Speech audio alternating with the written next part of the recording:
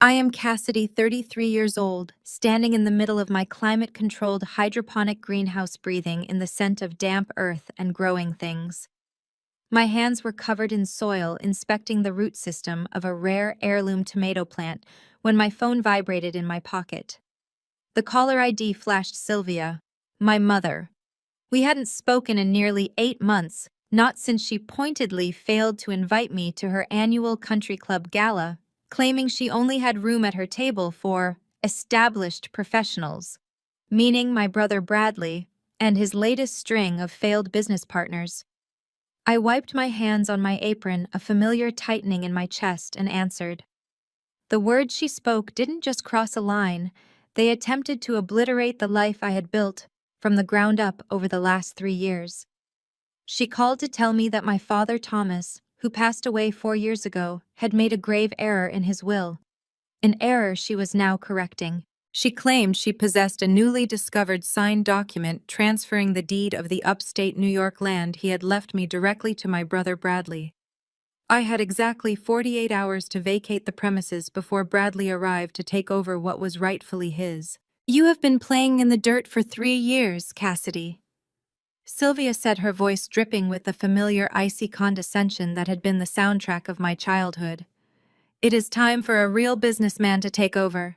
That pathetic little shack your father left you is an eyesore, but Bradley thinks he can flip the land to developers. Pack your bags, leave the keys under the mat. She didn't wait for a response before disconnecting the call. The silence in the greenhouse was deafening, save for the low hum of the irrigation system. She thought I was living in the rotting, collapsed hunting cabin my father had originally purchased decades ago.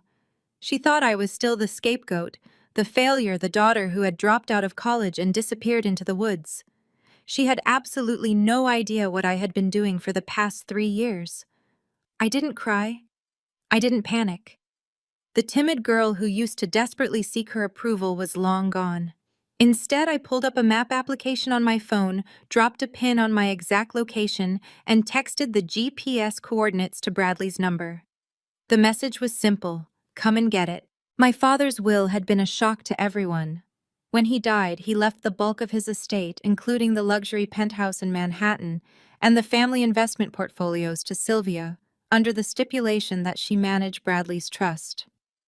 To me, he left 50 acres of supposedly barren, worthless land in the Hudson Valley, complete with a dilapidated shack that hadn't seen a fresh coat of paint since the 1980s.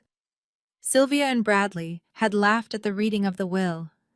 I remember Bradley leaning over, whispering that I could finally live out my dream of being a hermit since I clearly wasn't cut out for the real world. They didn't know that my father and I had shared a secret. He knew what lay beneath that soil, and he knew I was the only one with the grit to bring it to the surface. Now, 3 years later, Bradley was finally coming to claim his prize. I walked out of the greenhouse and stood on the expansive cedar deck, waiting. 2 hours later, a massive, obnoxious lifted rental truck came roaring up the long, winding gravel driveway, kicking up a cloud of dust that settled over the pristine landscaping. Bradley slammed on the brakes, the tires skidding slightly. He stepped out of the truck wearing a designer suit that looked entirely out of place against the backdrop of the Catskill Mountains, holding a leather briefcase like a weapon. He opened his mouth, ready to unleash whatever arrogant tirade he had rehearsed on the drive up from the city, but the words died in his throat. He stood there, mouth ajar, his eyes wide as he took in the scene before him. He wasn't looking at a rotting shack or an overgrown, neglected plot of land. He was staring at the haven. Over the past 3 years, I had transformed those 50 acres into a sprawling, multi-million-dollar eco-luxury resort. The main lodge, built from sustainably sourced timber and glass, reflected the afternoon sun. Surrounding it were a dozen private luxury cabins, each with a panoramic view of the valley, a world-class farm-to-table restaurant, supplied entirely by my organic gardens, and a natural mineral spring spa that currently had a 6-month waiting list. It was a haven for elite clientele seeking a sustainable retreat, and it was entirely mine. Bradley's gaze swept from the gleaming solar panels on the roof of the main lodge to the manicured pathways winding through the property, finally landing on me, standing calmly on the deck. The shock on his face rapidly morphed into a dark, ugly confusion, and then inevitably into rage. This wasn't the easy eviction he had planned. He wasn't here to kick his loser sister out of a shack. He was standing in the middle of an empire and he was about to try and take it. The shock on his face only lasted for a few seconds. The surprise quickly melted into an ugly, aggressive entitlement. Bradley had always believed everything in the world belonged to him, and seeing this level of wealth only triggered his overwhelming greed. He slammed the door of his rental truck and stormed up the wide stone steps. He ignored the polite greeting from the valet and pushed roughly past a couple wearing thick white spa robes. He marched right into the center of the elegant lobby. The space was usually quiet and peaceful, filled with soft ambient music and the calming scent of lavender and eucalyptus. Bradley shattered that peace instantly. His muddy leather shoes left tracks across the polished stone floors. He marched up to the custom-carved wood reception desk and slammed his fist down hard enough to make the computer monitors shake. He demanded that the staff bring him the manager immediately. He pointed to his chest and yelled that he was the new owner of this entire property and everyone worked for him now. Guests turned their heads in shock, pausing their quiet conversations. My front desk manager looked terrified, but remained professional, trying to calm him down. I watched the entire embarrassing spectacle from the second-floor interior balcony for a moment before I began slowly walking down the grand, sweeping staircase. Bradley spotted me descending the stairs, and his face turned bright red with rage. He pointed a shaking finger at me and started screaming accusations in front of the entire lobby. He yelled that I was a complete fraud. He told the guests that there was no way a pathetic college dropout could ever afford to build a place like this on her own. He accused me of money laundering and illegal activities right in the middle of my own business. He screamed that I must have stolen the money to fund this resort. I reached the bottom of the stairs and motioned for my two head security guards to step forward. They were large, imposing men in dark suits who immediately flanked me, placing themselves between me and my out-of-control brother. I stood tall and looked my brother dead in the eye. My voice was calm and perfectly steady, but loud enough for every wealthy guest in the lobby to hear clearly. I dropped out of college because I had to work double shifts at a diner. I said the words ringing clearly through the silent room. I had to work those exhausting shifts to pay off the $50,000 credit card debt you racked up when you stole my social security number. You ruined my credit to fund your partying and your gambling habits, brother. Do not ever talk to me about how I fund my life. Bradley flinched, physically stepping back. Several guests gasped out loud at the revelation. The humiliation was written all over his red face, but he was too arrogant to back down. His greed completely took over his common sense. He reached inside his expensive suit jacket and pulled out a thick folded piece of heavy paper. He waved it in the air, making sure everyone could see the bright red county seal stamped at the bottom. He sneered at me with a look of pure triumph, thinking he had the ultimate winning hand. Dad signed this power of attorney before he died. Bradley yelled, his voice echoing off the high ceilings. I own every single inch of this land. You are trespassing on my multi-million-dollar property right now, and I am calling the police to have you thrown out in handcuffs. The heavy silence in the grand lobby was shattered by the sharp click of designer heels against the polished stone floor. Before I could instruct my security team to escort my raving brother off the property, the massive glass entrance doors slid open to reveal a sleek black Cadillac Escalade idling in the valet lane. My mother Sylvia stepped into the lobby.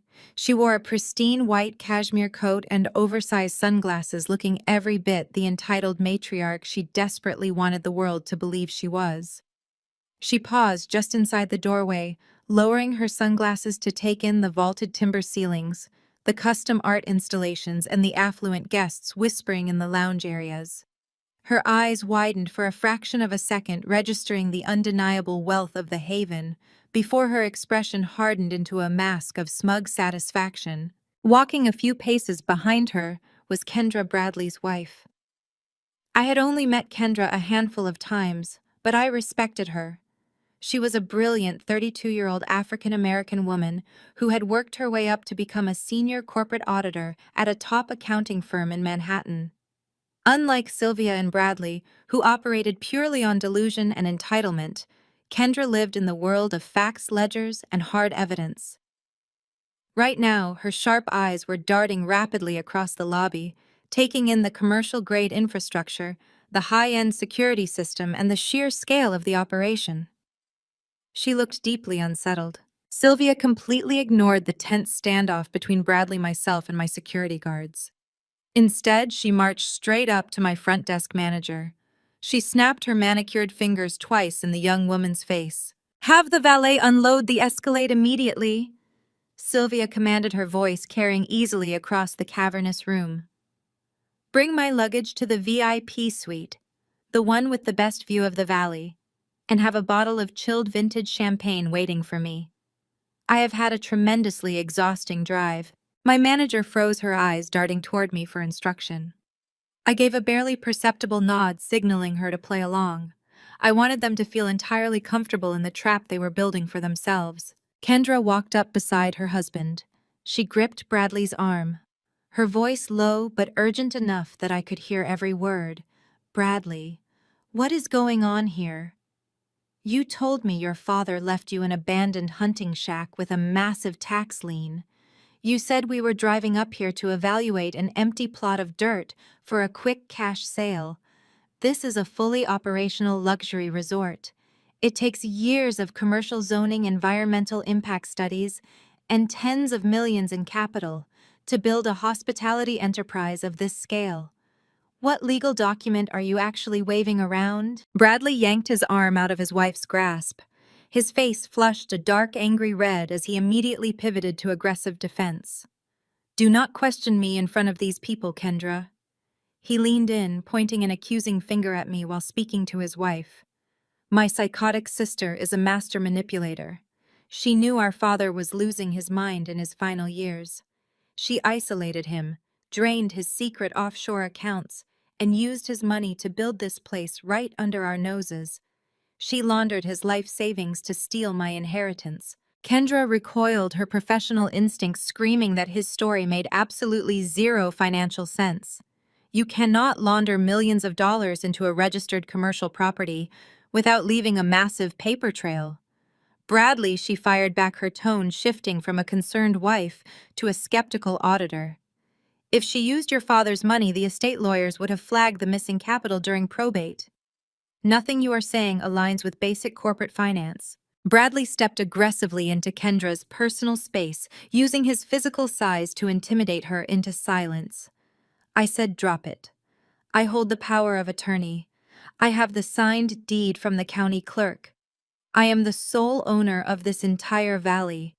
You are either with me on this or you can find your own way back to the city. Keep your mouth shut and let me handle my thieving sister." Kendra looked physically ill. She took a slow step back from her husband, crossing her arms tightly over her chest. She did not say another word, but her eyes locked onto me, calculating, searching for the truth hidden beneath her husband's manic outburst. Sylvia, entirely unbothered by the domestic dispute happening 2 feet away from her, finally turned her attention to me. She walked right up to the line of my security guards, stopping inches away from their broad chests. She looked at me with a mixture of profound disgust and predatory triumph. The elite guests in the lounge had stopped pretending to read their magazines. Every eye in the lobby was fixed on our family drama. Sylvia thrived on having an audience. "You really thought you could get away with this?" Sylvia said, her voice dripping with venom. "You thought you could run off into the woods, steal your brother's birthright, and play the successful CEO. You are exactly the same deceitful, bitter girl you were in high school. But the game is over, Cassidy. The adults are here to take charge of the finances." She reached into her oversized designer tote bag. The rustling sound of plastic echoed loudly in the tense silence of the lobby. She pulled out a heavy-duty black plastic trash bag. With a theatrical flick of her wrist, she snapped the trash bag open and tossed it directly at my feet. It landed with a soft, insulting thud against the polished stone. "Pack your miserable little life and get out!" Sylvia ordered, her voice echoing clearly for every wealthy guest and staff member to hear. "You always were the help. Always." The black plastic trash bag settled against the polished travertine floor with a dull, heavy thud. The entire grand lobby of the Haven went completely still. High net worth guests paused with their expensive champagne flutes suspended halfway to their lips. The valet staff stood frozen by the towering glass entrance doors. Sylvia crossed her arms over her pristine white cashmere coat, her chin raised in absolute defiance, waiting for me to break down. She wanted a screaming match. She wanted me to lose my temper and look unstable in front of my own elite clientele so she could justify taking over the property. Bradley smirked from his position near the custom-carved reception desk, puffing out his chest like he had already won the war. Kendra stood silently behind them, her sharp auditor eyes watching my every move, clearly disturbed by the sheer cruelty of the spectacle. I looked down at the trash bag, then up at my mother. I did not scream. I did not call my security team to drag her out of the building. I calmly bent down and picked up the cheap plastic bag. "If that is what you want, Mother," I said, my voice perfectly level and echoing clearly in the quiet room, "I hope you enjoy your stay." I turned my back on my family and walked purposefully toward the executive residential wing. Behind me, I could hear Bradley loudly declaring to the stunned guests that there was new management in town and drinks were on the house. I ignored his pathetic grandstanding. Entering my private suite, I bypassed the luxury amenities I had meticulously designed myself.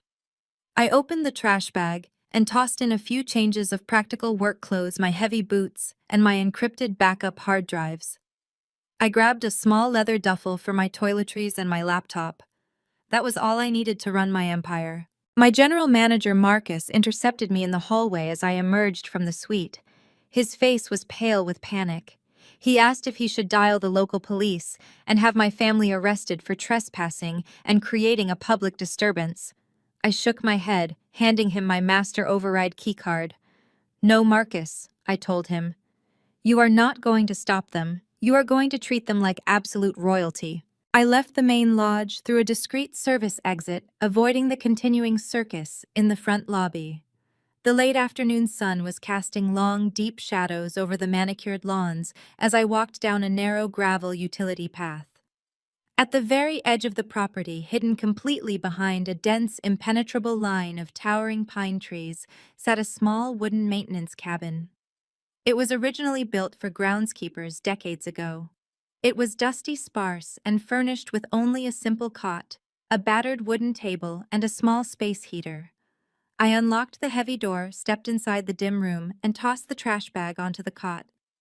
It was a massive downgrade from my penthouse suite, but it was the perfect undetectable command center. I sat at the wooden table, opened my laptop, and dialed my lead attorney, Mitchell.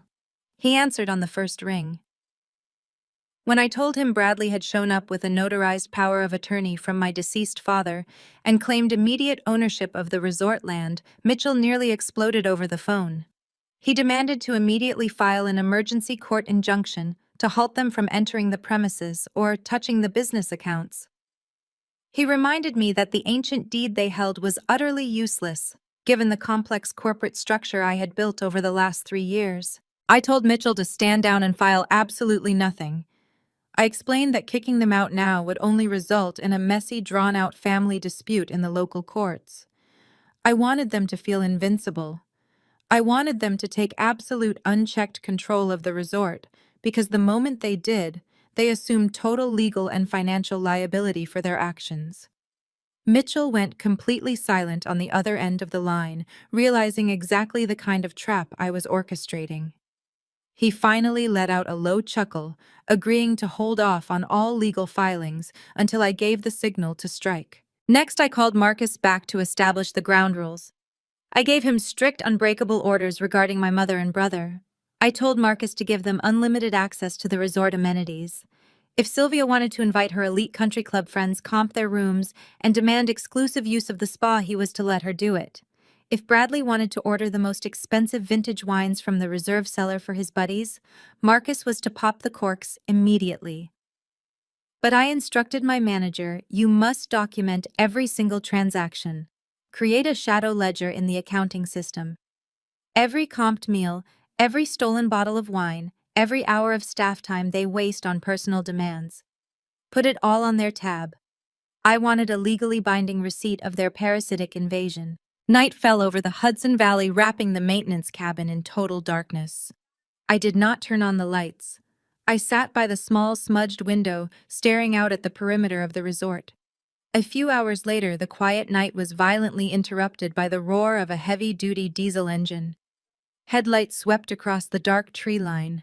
A massive battered pickup truck pulled up right to the edge of the ancient towering oak forest that bordered the western side of my property. Bradley stepped out of the passenger side, holding a bright flashlight and a rolled-up set of architectural blueprints. 4 men followed him out of the truck. They were not resort guests. They were rough, shady-looking contractors wearing dirty steel-toed boots and heavy work jackets. I cracked the cabin window open just a fraction to listen to their conversation. Bradley was pointing his flashlight at the massive, centuries-old oak trees. His arrogant voice carried easily through the crisp night air. He told the men that this entire section of woods was useless dead space. He loudly declared his grand business plan to clear-cut the entire forest rip, out the roots, and pour a massive concrete foundation for a private high-roller casino to cater to his new wealthy friends.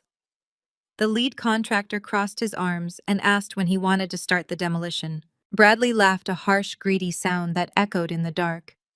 He ordered the men to bring their heavy bulldozers and excavators at first light tomorrow morning and tear every single tree down. From the dark shadows of my hidden cabin, I watched them shake hands on the reckless deal. A slow, ice-cold smile spread across my face. Bradley thought he was acting like a ruthless real estate mogul, but he had absolutely no idea what that specific forest was legally classified as. He had just handed me the final devastating weapon I needed. The trap was locked. The morning sun barely crested the Catskill Mountains when the real invasion began. I sat at the battered wooden table inside my maintenance cabin, monitoring the resort's high-definition security feeds on my laptop. Bradley's bulldozers were already parked at the edge of the ancient oak forest, waiting for the ground to thaw, but my focus shifted entirely to the main driveway. A parade of glossy black town cars and silver Mercedes sedans rolled up to the grand entrance of the haven. Sylvia had summoned her royal court. Over a dozen women stepped out of the vehicles wearing oversized sunglasses and carrying bags that cost more than my first car. These were the elite members of Sylvia's country club. The same women who had spent my entire childhood looking at me as if I were a stain on the pristine rug of my mother's perfect life. They flowed into the lobby in a cloud of heavy floral perfume and loud, overlapping voices. Sylvia stood at the top of the grand staircase, wearing a flowing silk caftan, greeting them like a conquering monarch, welcoming her subjects to a newly captured palace. I keyed my radio, connecting directly to the earpiece of Marcus, my general manager. He was standing near the reception desk, watching the spectacle with tight lips. Give them the absolute highest level of service, Marcus, I instructed, my voice perfectly calm in the quiet of the cabin. Whatever they ask for, they receive. Just make sure the shadow ledger captures every single penny. Marcus gave a barely perceptible nod to the security camera and went to work. The takeover was swift and ruthless. Sylvia's friends swarmed the Natural Mineral Springs spa, displacing guests who had booked their treatments months in advance. Marcus smoothly handled the displaced guests, offering them massive future discounts and private apologies, ensuring my actual business reputation remained intact while giving Sylvia the illusion of total control. Sylvia and her friends demanded gold-infused facials, deep tissue massages, and mud wraps using imported volcanic clay. My spa technicians worked tirelessly, maintaining perfect professional smiles while quietly logging thousands of dollars in treatments onto Bradley's running tab. By early afternoon, the group migrated to the main dining room of my farm-to-table restaurant. They commandeered the massive oak table at the center of the room, pushing aside the reserved signs. Sylvia snapped her fingers at the sommelier, demanding the reserve wine list. She did not ask for prices. She pointed blindly at the most exclusive bottles in the cellar, including 3 bottles of a vintage Bordeaux that retailed for thousands of dollars each. I watched the video feed closely as Marcus personally delivered the wine. He uncorked the bottles with practiced elegance, pouring the dark red liquid into crystal glasses. Sylvia leaned back in her chair, holding her glass up to the light, before taking a long, satisfied sip. She then placed the glass down and leaned forward, capturing the attention of every woman at the table. I have to admit it took some maneuvering, Sylvia said, her voice carrying easily across the dining room. But this was always the grand plan. You all know Cassidy never had the intellect for real high-stakes business, but she always had a knack for manual labor. So I forced her to come up here and build this place. I knew Bradley would eventually need a solid asset portfolio for his corporate ventures. She did the heavy lifting in the dirt, and now my son gets the crown jewel. One of the women laughed, tapping her manicured nails against her wine glass. It is brilliant, Sylvia. But how did you get her to comply for 3 whole years? Sylvia waved her hand dismissively, a cruel smile twisting her features. Cassidy was born to serve. She thrives on taking orders. Remember her 18th birthday? The women murmured in agreement, leaning in closer. I did not throw her a party, Sylvia bragged, taking another sip of the expensive wine. Instead, I made her bake the massive 5-tier chocolate cake for Bradley's college graduation party. It was the exact same weekend, but Bradley's milestones always took priority. She spent her entire 18th birthday covered in flour and frosting in the kitchen, crying over mixing bowls while we celebrated her brother. She knows her place in this family. She is the help. She has always been the help. Inside my cold maintenance cabin, my hands gripped the edge of the wooden table. The memory of that birthday burned in my chest. I had spent 16 hours baking and decorating that cake, desperately hoping that if it was perfect, my mother might finally look at me with pride. When I carried it into the dining room, she had criticized the piping and sent me back to the kitchen to wash the dishes. But the pain of that memory was quickly replaced by a sharp, tactical thrill. My restaurant was equipped with state-of-the-art audio and visual security systems to protect the high-net-worth guests who frequently held private corporate meetings in the dining room. Every single word of Sylvia's boastful confession was currently being recorded in crystal-clear, high-definition audio. Marcus caught my eye through the camera feed and gave another subtle nod. He was already backing up the file to my secure external server. She was openly admitting to premeditated financial manipulation and emotional abuse, providing me with an airtight character profile for the upcoming legal slaughter. The afternoon wore on, and the tab on the shadow ledger skyrocketed past $50,000 in a single day. Let them drink, I thought, closing the restaurant feed. Let them rack up a bill they can never hope to pay. I shifted my attention to the contractor logs, verifying that Bradley's bulldozers were still parked illegally near the protected tree line. My phone suddenly vibrated on the table, vibrating so hard it rattled against the wood. The caller ID flashed my lawyer, Mitchell. I picked it up, expecting an update on the Environmental Protection Agency filing I had asked him to prepare. But Mitchell did not greet me with his usual calm, professional tone. He sounded out of breath and frantic. Cassidy listened to me very carefully. Mitchell said, the words rushing out in a panicked stream. I just got an alert from the county commercial registry. Bradley did not just bring in a cheap demolition crew. He took that fraudulent power of attorney and the outdated deed to a predatory commercial lender in the city. My blood ran completely cold. Mitchell, what did he do? He used the resort as collateral, Cassidy. Mitchell's voice was grim.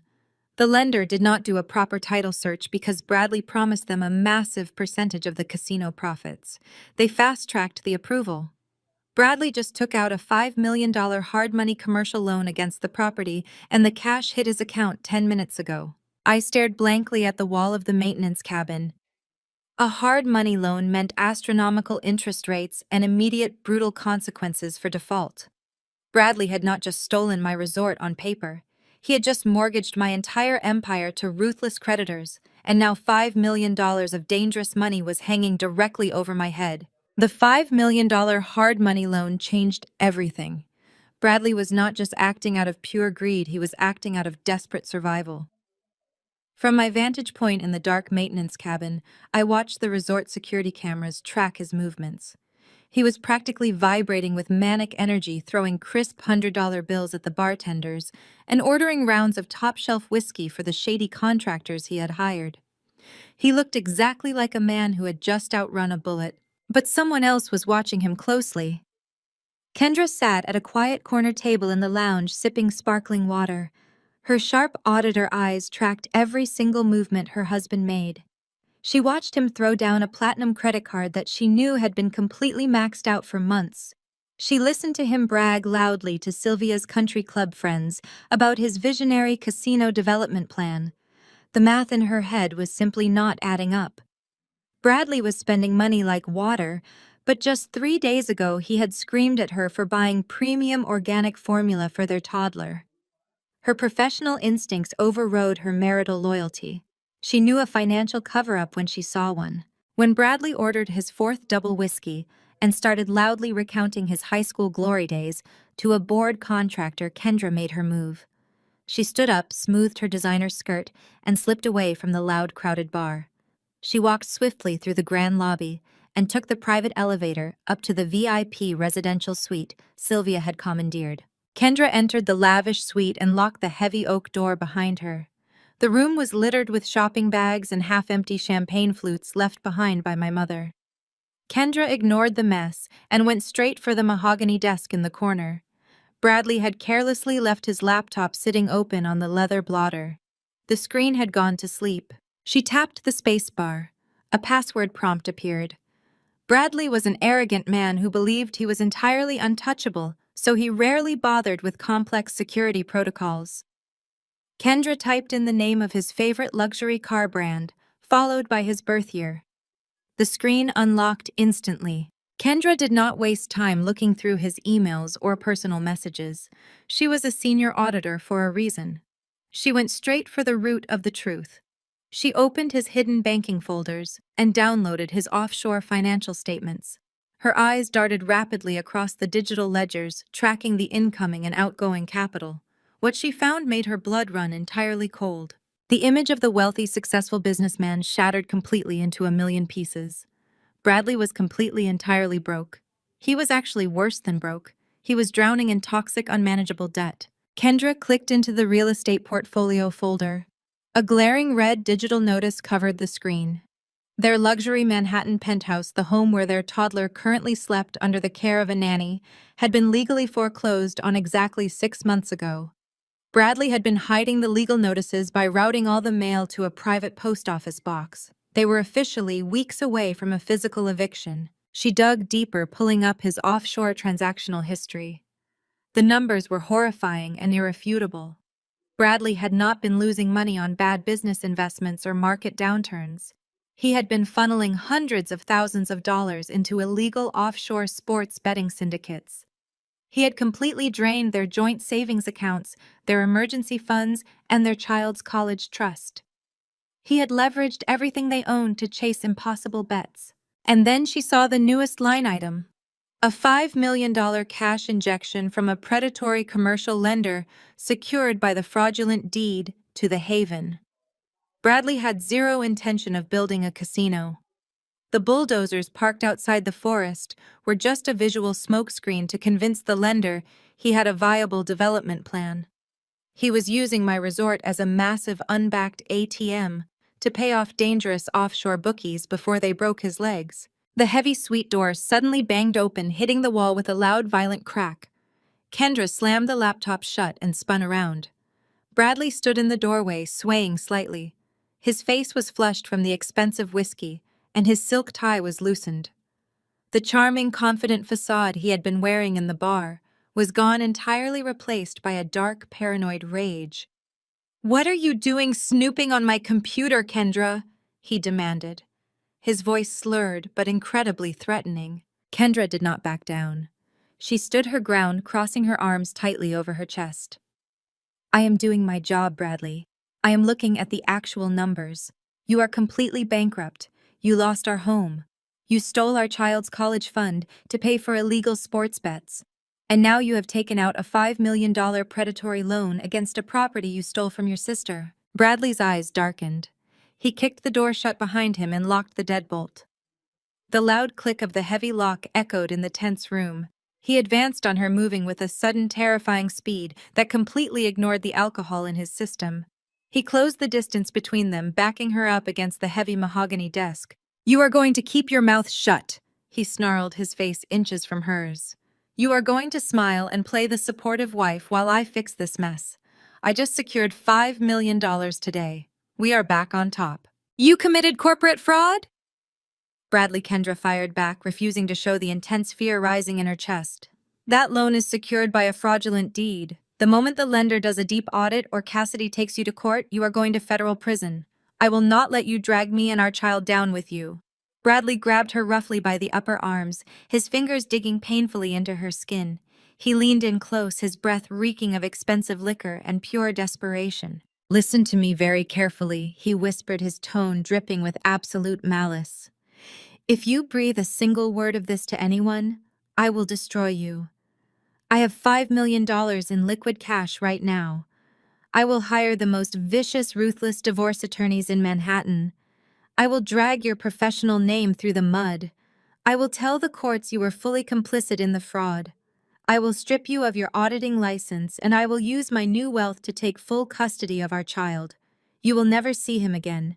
Do you understand me? Kendra stared into the cold eyes of the man she had married, realizing he was a complete stranger.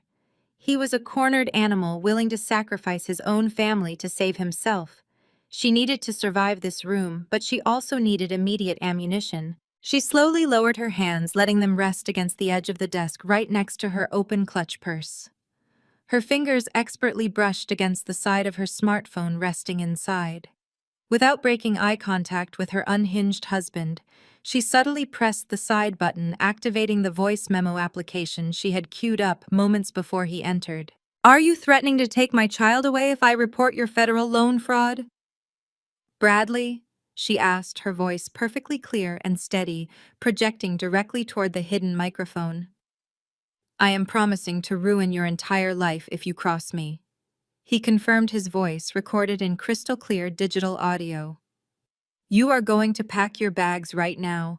We are going downstairs to Smile for my mother and her rich friends. And you are going to act like the luckiest woman in the world. The early morning mist still clung to the manicured lawns of the Haven when the peaceful silence was violently torn apart. The deep, guttural roar of heavy diesel engines echoed off the Catskill Mountains, shaking the floorboards of my hidden maintenance cabin. I poured my black coffee into a thermos and stepped out into the crisp air. Bradley had not wasted a single second. Rolling up the main service road was a convoy of massive yellow bulldozers, excavators, and heavy dump trucks. They bypassed the main resort buildings and headed straight for the western ridge where the ancient oak forest stood. These trees had been growing for over 200 years, undisturbed and deeply rooted in the history of the land. I jogged down the narrow utility path, staying out of sight until I reached the edge of the forest. Marcus and my dedicated groundskeeping crew were already there.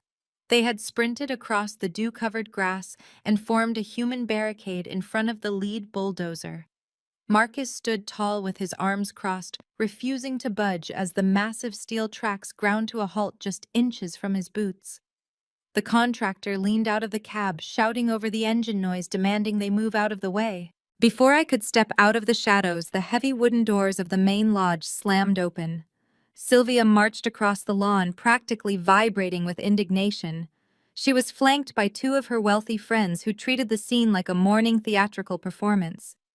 Sylvia pointed a manicured finger directly at Marcus, screaming over the roar of the idling machinery. She demanded to know why the hired help was standing in the way of her son's visionary progress.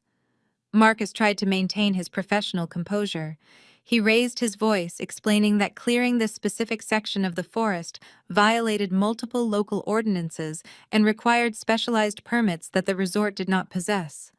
He warned her that tearing down these oaks would result in immediate catastrophic fines from the Environmental Protection Agency. Sylvia did not care about permits or environmental regulations. She cared about absolute control. She laughed, a sharp, biting sound that cut through the cold air. You do not dictate policy to the owners, she yelled, her face flushed with tyrannical fury. You are nothing but a glorified gardener, Marcus. You are all fired. Every single one of you. Pack your lockers and get off my property before I call the local sheriff to arrest you for trespassing. Marcus looked stricken, his loyal crew exchanging panicked glances.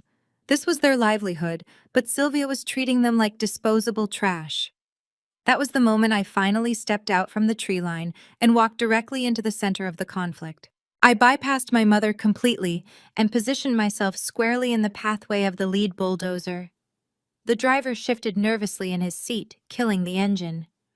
A heavy, tense silence fell over the ridge, broken only by the sound of the wind through the remaining oak leaves.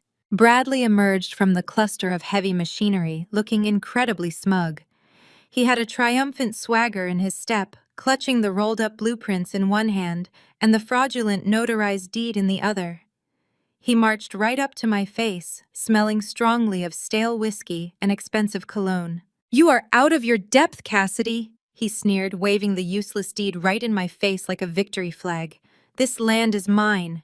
These trees are mine. You spent 3 years building a pathetic little nature retreat, but I am building an empire. I am wiping your legacy completely off the map today.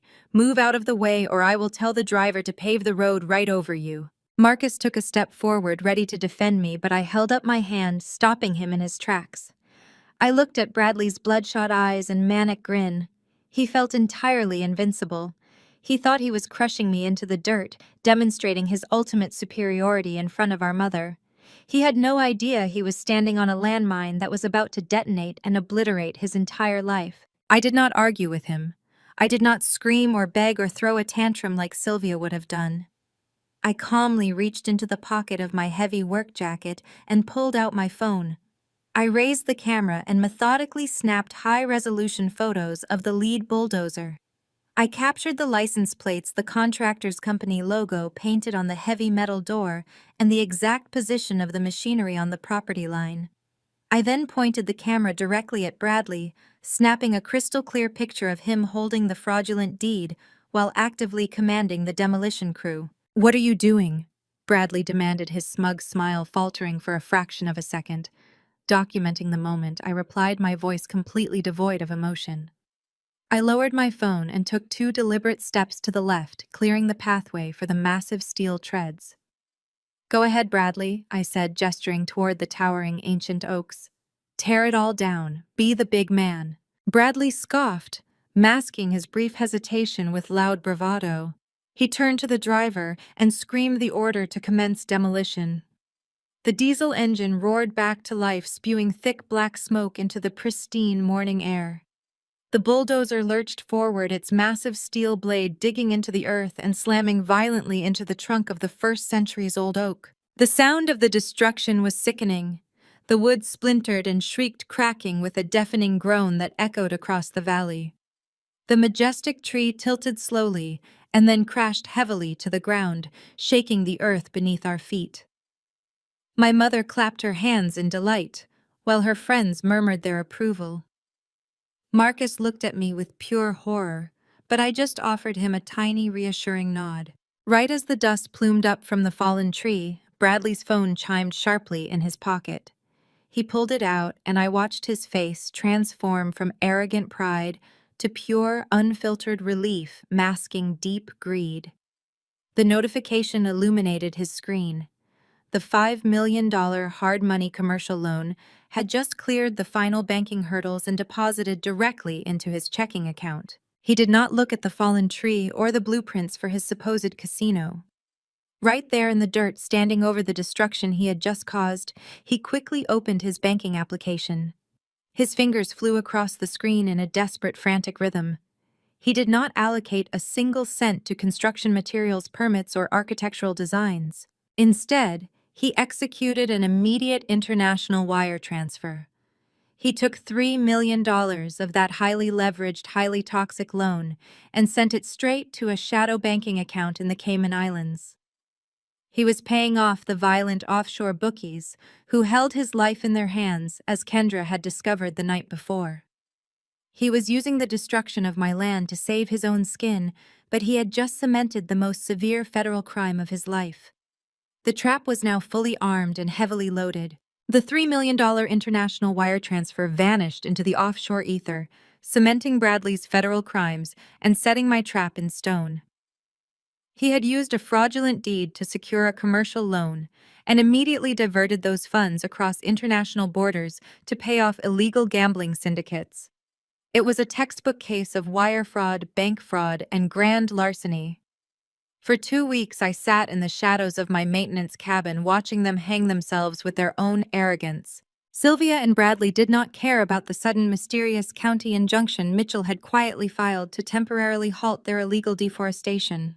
They were too busy planning their coronation. To celebrate their perceived victory, Sylvia decided to throw the most extravagant gala the Haven had ever seen. She commandeered the resort's 5,000-square-foot grand ballroom, a space I had meticulously designed to highlight the natural beauty of the surrounding mountains. Sylvia completely ignored the rustic elegance of the room. She ordered thousands of rare white orchids flown in from Holland, draped the massive cedar support beams in tacky gold silk, and demanded crystal chandeliers be hauled out of storage. Waiters in crisp white jackets circulated through the growing crowd, carrying silver trays piled high with beluga caviar, imported truffles, and vintage champagne. Every single exorbitant expense was charged directly to the resort's operational account, rapidly bleeding the remaining $2 million of Bradley's predatory loan dry. The room was packed with the county's elite. Local politicians, wealthy angel investors, and the entirety of Sylvia's exclusive country club registry filled the ballroom. Bradley strutted across the polished oak floor, wearing a bespoke velvet tuxedo. He played the role of the visionary Wall Street prodigy to absolute perfection. He swirled a glass of reserve scotch, laughing loudly with a state senator and a prominent real estate developer. "It is all about leveraging dead equity," Bradley boasted to the men, his voice carrying easily over the string quartet playing in the corner. "My sister had no idea how to monetize this acreage. She was running a glorified charity for nature lovers. I am running a modern empire. The casino is just phase 1. He smiled brightly, completely ignoring the reality that his luxury Manhattan penthouse had been formally seized by the bank just days prior. Across the room, Sylvia glided through a circle of wealthy wives wearing a sequined gown that caught the light with every step. She stopped near a group of potential investors, purposefully raising her voice to ensure her narrative dominated the room. "Bradley has always possessed the true entrepreneurial spirit of our family," Sylvia bragged, waving her champagne flute. "I recognized his genius early on. I remember when he was 22 and needed $500,000 to launch his first investment firm. Cassidy was absolutely furious when I liquidated her college trust fund to provide his seed money. She actually threatened to move out. I told her she could pack her bags or start acting like a supportive sister. She stayed, of course. She cried over a state school education while Bradley was out building his network. She always folds when you push her hard enough." In the far corner of the ballroom, entirely removed from the flashing cameras and the clinking glasses, stood Kendra. She wore a dark, understated dress and clutched a thick manila folder tightly against her chest. Her face was chalky and pale, her eyes darting nervously between her husband and the exits. She looked physically sick. Kendra had not slept in days. The audio recording of Bradley, violently threatening to take her child away, played on a continuous, terrifying loop in her mind. But the fear had finally crystallized into a desperate, calculating anger. The heavy manila folder pressed against her chest contained the printed offshore banking ledgers, the foreclosure notices, the illegal gambling debts, and a USB drive holding the audio recording. She knew she was standing in a room full of powerful, wealthy people who were being actively conned by a desperate, bankrupt criminal. She was waiting for the perfect moment to slip out the side door and drive straight to the federal authorities. Suddenly, the string quartet stopped playing. Sylvia glided up the steps of the raised mahogany stage at the front of the ballroom. She stepped up to the microphone and tapped a silver spoon against her crystal flute.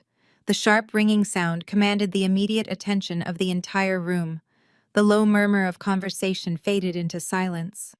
Bradley stood proudly at the foot of the stairs, adjusting his expensive cuffs, rolling his shoulders back as he prepared to ascend his stolen throne. "Friends, dignitaries, and esteemed partners," Sylvia announced, her voice echoing perfectly through the state-of-the-art sound system I had personally wired. "Tonight marks a historic transition for this property. We are not just celebrating the rebirth of the Haven, we are celebrating the brilliant mind who will lead this resort into a billion-dollar future. It is my greatest honor to officially announce my son Bradley as the sole owner and chief executive officer of The massive solid oak double doors at the back of the ballroom swung open with a resounding thunderous crash. The entire room gasped and turned in unison. I stepped over the threshold, completely abandoning my usual practical work boots and flannel shirts. I wore a stunning floor-length emerald green designer gown that commanded every ounce of light in the room. My posture was absolute steel, my chin raised, my expression radiating cold, calculated authority. Right beside me walked Mitchell, dressed in a sharp charcoal suit, carrying a thick, heavy leather briefcase, packed with irrefutable federal evidence. The triumphant, arrogant smile vanished from Bradley's face, instantly replaced by a look of sheer, unadulterated panic as he stared at the sister he thought he had buried. The heavy oak doors had barely rebounded on their brass hinges before the entire ballroom descended into a suffocating silence.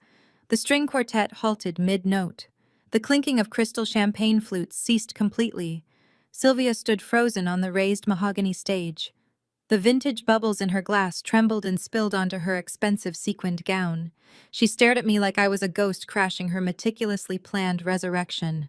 Bradley looked completely hollowed out. His bespoke velvet tuxedo suddenly looked 2 sizes too big for his shrinking frame. He shot a desperate, panicked glance toward the back corner of the room, where Kendra stood rigidly clutching her thick manila folder. He knew the walls were closing in rapidly, but his towering ego simply would not let him surrender in front of the county elite. Sylvia recovered her voice first, her face twisting into a mask of pure venom. She leaned heavily into the microphone stand. Her voice echoed harshly over the expensive speakers. Security, she commanded, pointing a shaking manicured finger directly at my chest. Get this woman out of my ballroom immediately. She is trespassing on private property and ruining a private corporate function. 4 large security guards in dark tailored suits moved swiftly from the perimeter of the room. Sylvia smiled, a triumphant, smug smirk forming on her lips as they approached me. She looked toward her wealthy country club friends, expecting them to validate her absolute authority. But the guards did not grab my arms.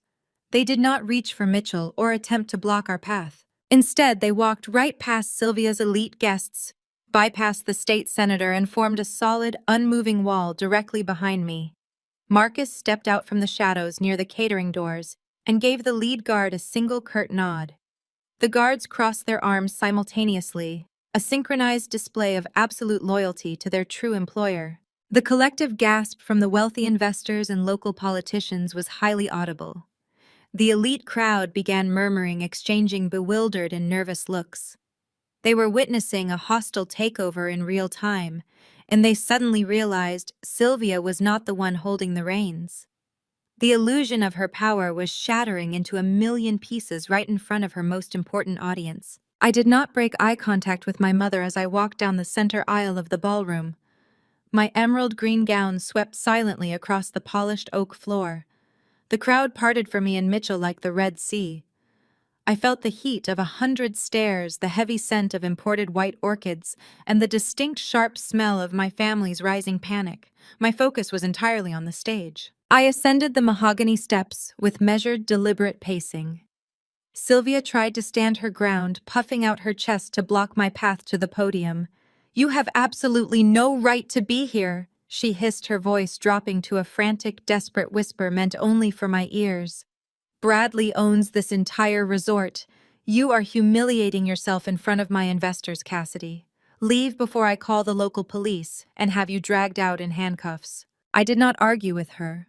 I did not raise my voice or defend my presence. I simply reached out, bypassed her entirely, and gripped the base of the microphone stand. Sylvia tried to grab the metal stem to pull it away from me, but I was faster and much stronger.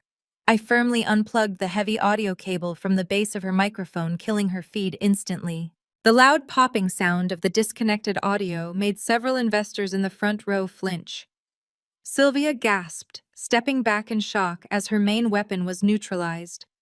I reached into my small clutch and pulled out a wireless headset microphone.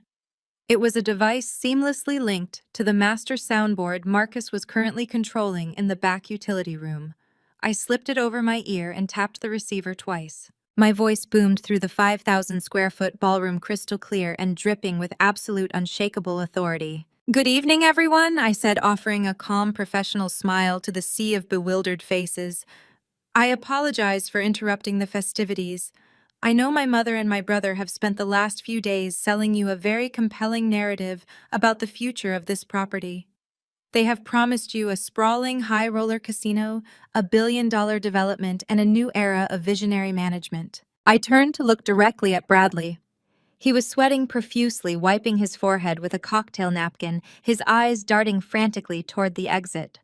I walked toward the center of the stage, projecting my voice so every single local politician and angel investor hung on my every word. I am actually here to validate their claims, I announced. A wave of confused murmurs rippled through the crowd. Sylvia looked completely baffled, her triumphant smirk returning hesitantly as she tried to calculate my angle.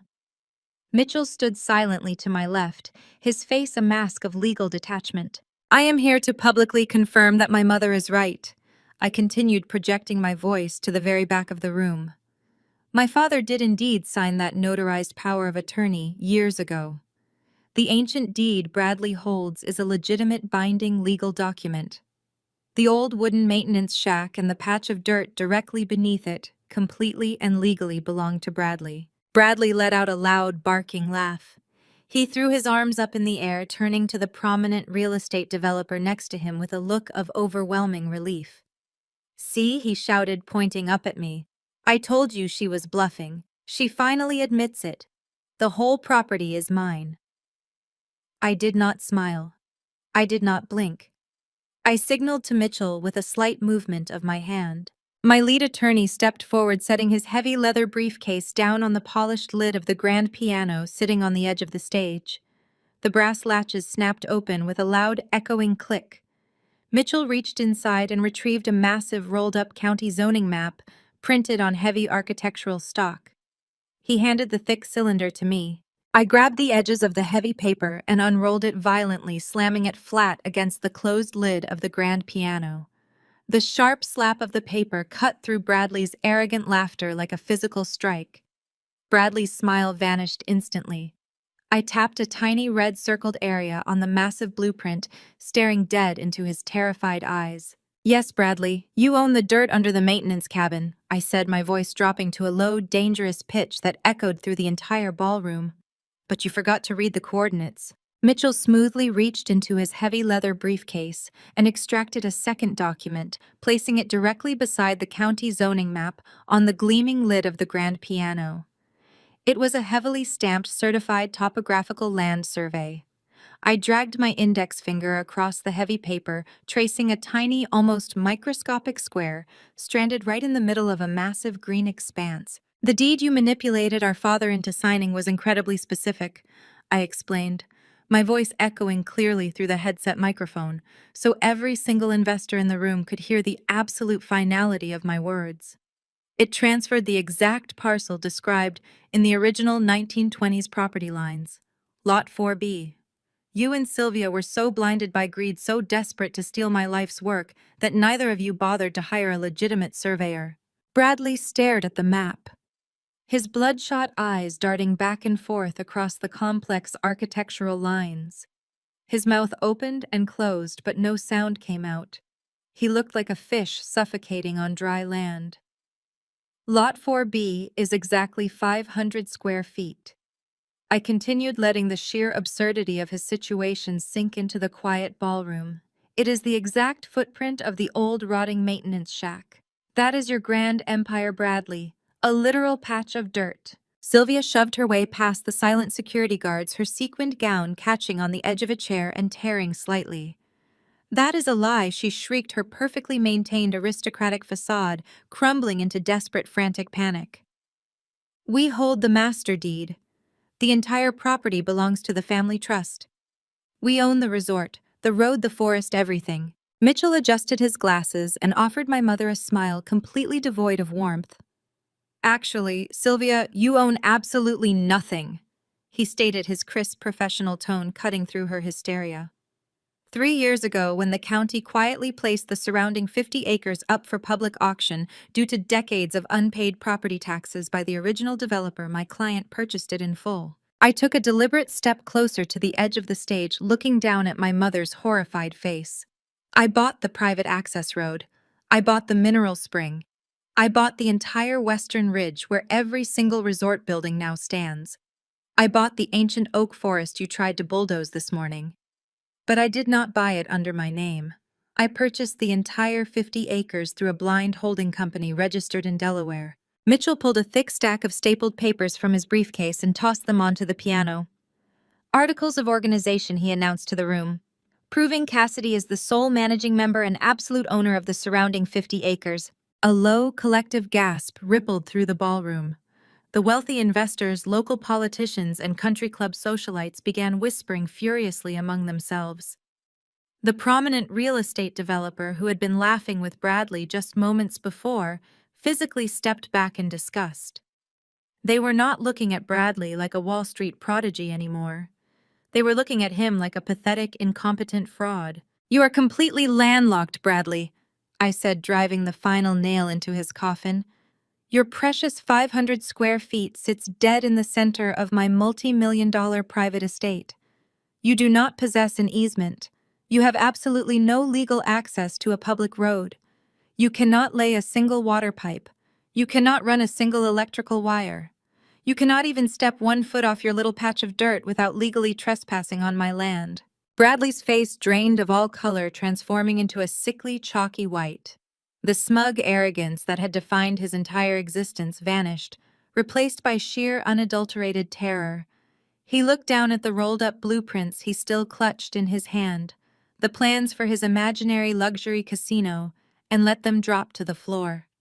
They unspooled across the oak floorboards, meaningless and worthless. In the back of the room, I caught Kendra's eye. She stood perfectly still, her hands gripping her thick manila folder, a look of profound, chilling vindication washing over her pale face. She knew exactly what this meant. Bradley had used a worthless 500-square-foot dirt patch to collateralize a massive commercial loan. "You set me up," Bradley whispered, his voice trembling with a terrifying mixture of fear and rising rage. "I did not set you up," I replied calmly, my voice steady and cold over the speakers. "I simply let you dig your own grave and handed you the shovel." Suddenly, the reality of the international wire transfer he had executed that very morning crashed into his mind.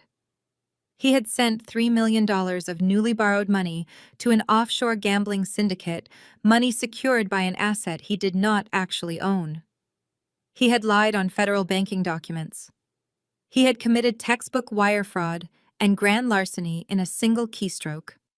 If the bank audited that loan, he was facing decades in federal prison. "You set me up!" Bradley screamed, his voice cracking as pure, unfiltered panic completely overtook his senses. He lunged forward, throwing his entire body toward the stage, his hands reaching out violently to grab me. "What about the $5 million loan I just took out against the resort?" Bradley's hands clawed empty air just inches from my throat. Before his manicured fingers could even graze the silk of my gown, Marcus and the lead security guard intercepted his violent lunge. They moved with absolute precision, seizing Bradley by the shoulders and driving him hard into the polished mahogany floorboards. The sickening crack of his knees hitting the solid wood echoed loudly through the microphone still looped over my ear. He writhed and thrashed against their iron grip, his bespoke velvet tuxedo tearing at the seams, but he was completely pinned. I did not flinch. I did not step back. I looked down at my older brother, watching his polished Wall Street facade dissolve into the panicked, sweating mess of a cornered animal. "You took out a $5 million commercial loan against 50 acres of premium real estate that you do not own," I stated, my voice echoing evenly across the cavernous ballroom. I smiled coldly, looking down at his bloodshot eyes. "You marched into a federally insured bank, sat across from a loan officer, and pledged my private property as collateral using a legally worthless piece of paper." Bradley stopped thrashing. His breath hitched in his chest as the monumental scale of his catastrophic error finally began to pierce through his blinding arrogance. "That alone would bankrupt you." I continued, my tone dropping to a sharp, clinical pitch. "But the real tragedy for you, Bradley, is not just the fraudulent loan.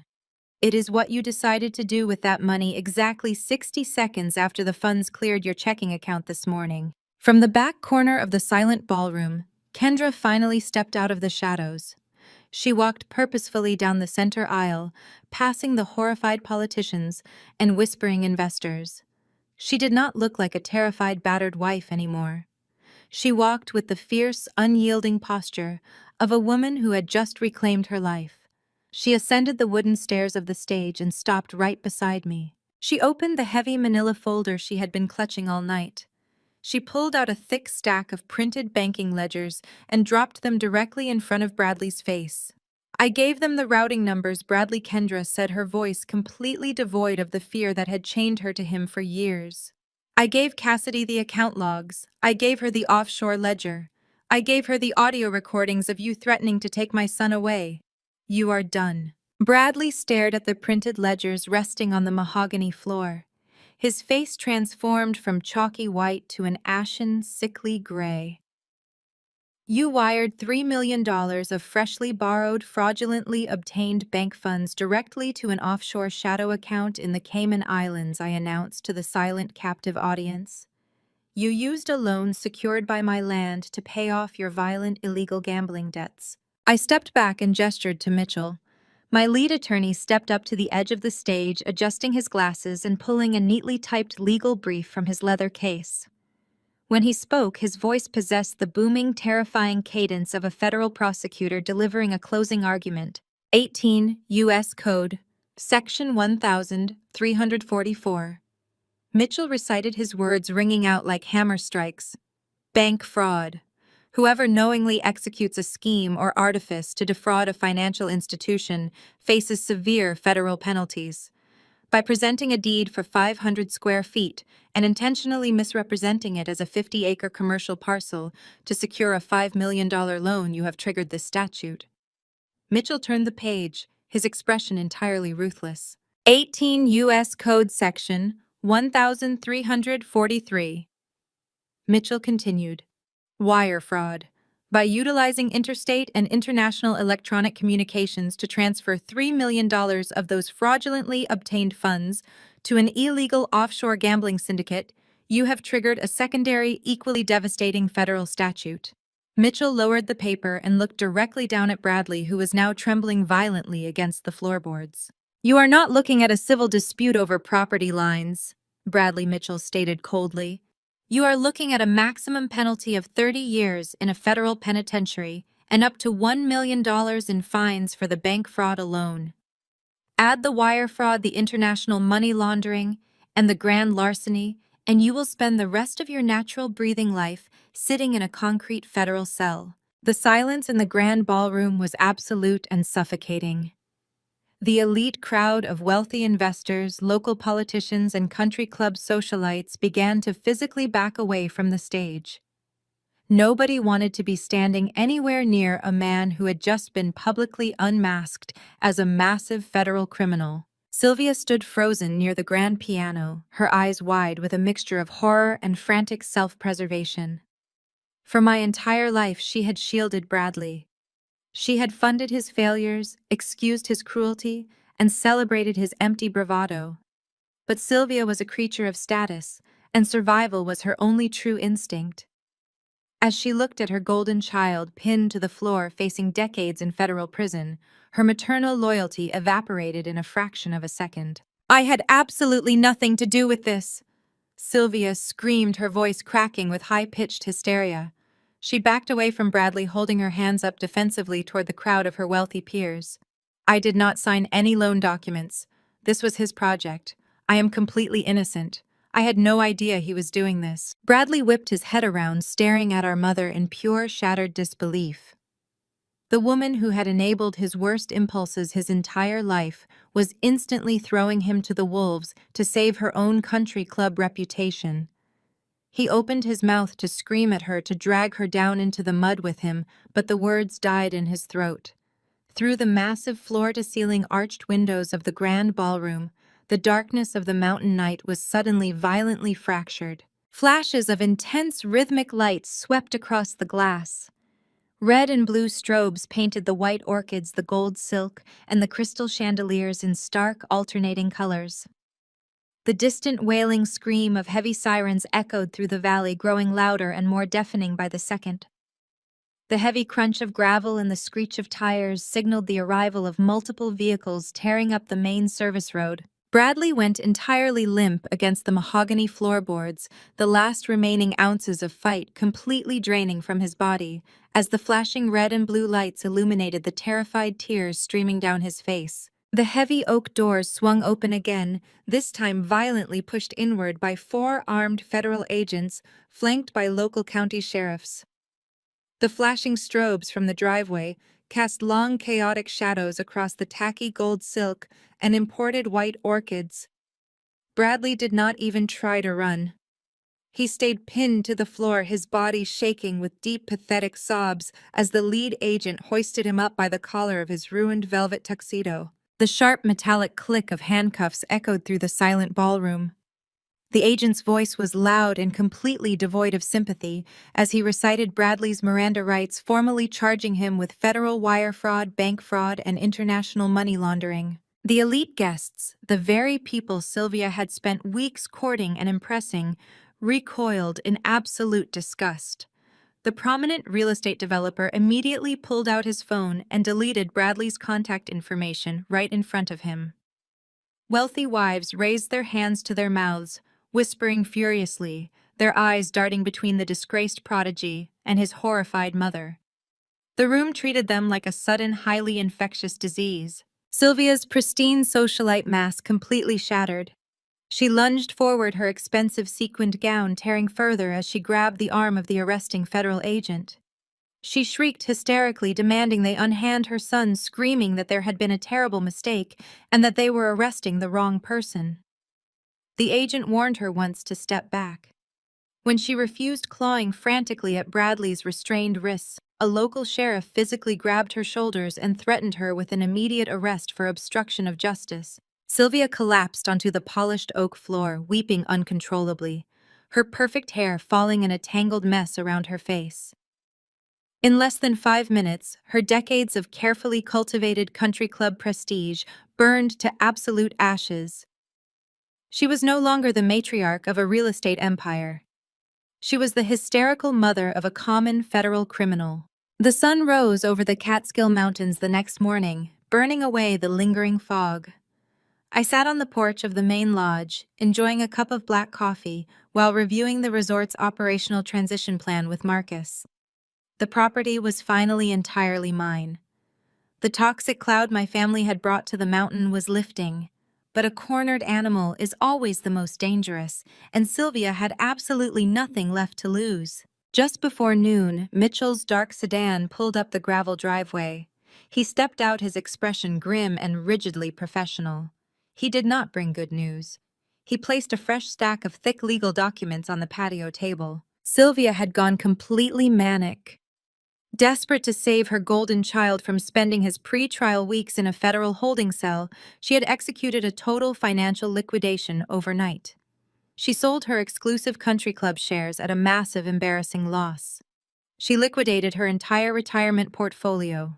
She emptied her 401k and mortgaged her remaining personal assets just to scrape together the astronomical cash required to post Bradley's federal bail. Bradley was currently out of police custody wearing a GPS ankle monitor and strictly confined to the state, having permanently surrendered his passport. But they were not retreating in shame. They were doubling down. Mitchell tapped the thickest document in the stack. It was a formal court summons. Sylvia and Bradley, completely blinded by their own humiliation and rage, had filed a massive civil lawsuit against me. The charges were so fiercely delusional, they bordered on fiction. They were publicly claiming that I had committed severe elder abuse. The lawsuit alleged that I had maliciously manipulated our late father Thomas on his deathbed. Sylvia's high-priced, aggressively unethical litigation team claimed I had coerced a dying man into hiding the family's capital, forcing him to let the property taxes on the surrounding 50 acres lapse intentionally. The filing stated I then used his hidden stolen funds to purchase the land at auction through my blind LLC, effectively stealing the resort's future from Bradley. It was a blatant, fabricated lie. My father had died penniless, stripped bare by Bradley's previous financial failures and Sylvia's relentless spending. I had built my LLC with my own sweat, blood, and design commissions. I saved every single penny I earned while they blew their cash on luxury cars and expensive dinners. Mitchell explained their strategy clearly. They knew they could not win on the facts. The paper trail proving my independent wealth was ironclad. They were filing a frivolous explosive lawsuit simply to freeze my assets, tie the property up in endless litigation, and stall Bradley's criminal trial by muddying the legal waters. They wanted to drain my bank accounts with legal fees and drag me down into the dirt with them. I picked up the heavy legal summons, feeling the weight of their desperate, malicious retaliation in my hands. They were trying to destroy my reputation before I could even reopen the resort doors. Right as I turned the first page to read the fabricated accusations, my phone vibrated sharply against the glass tabletop. The screen illuminated with a direct text message from Sylvia. I stared at the glowing words, my jaw clenching as her absolute delusion stared back at me. "I will drag your name through the mud. You will lose everything." I stared at the glowing words on my phone screen, my jaw clenching as her absolute delusion stared back at me. "I will drag your name through the mud. You will lose everything." I locked the screen and slid the phone into my pocket. She was about to find out that the mud was my territory, and I had been building a foundation in it for years. 2 weeks later, the air in the downtown legal mediation center was so thick with hostility, it felt difficult to draw a breath. We were seated around a massive polished mahogany conference table in a glass-walled room on the 40th floor. The city skyline stretched out behind us, a stark contrast to the claustrophobic tension inside. Bradley sat across from me. He was wearing a sharp charcoal suit, but the bulky outline of the GPS ankle monitor beneath his trouser leg ruined the billionaire aesthetic he was so desperately trying to project. He refused to meet my eyes, staring instead at his cuticles while his knee bounced in a frantic, nervous rhythm. Sylvia sat rigidly beside him, draped in conservative black cashmere, playing the part of the grieving, wronged matriarch to absolute perfection. But the real noise was coming from their newly retained legal counsel. Bradley had clearly scraped the bottom of the barrel with Sylvia's liquidated retirement funds. His lawyer, a loud, red-faced man named Vance, possessed the aggressive, sleazy energy of a late-night television attorney. He was currently pacing the length of the mahogany table, his voice booming as he addressed the retired federal judge, serving as our mediator. "My clients have been the victims of a highly sophisticated predatory financial ambush," Vance declared, slamming his open palm flat against the polished wood to emphasize his point. The smack echoed sharply off the glass walls. Cassidy Wilson engaged in a deliberate, malicious shell game. She used a hidden LLC to acquire the land surrounding my client's resort, and she did it using funds illegally siphoned from her dying father's estate. We are filing an immediate injunction to freeze every single one of her bank accounts, seize the holding company, and halt any construction on the property until this matter is resolved in court. Vance leaned over this table, bringing his red face uncomfortably close to mine. He smiled, displaying a row of unnaturally white veneers.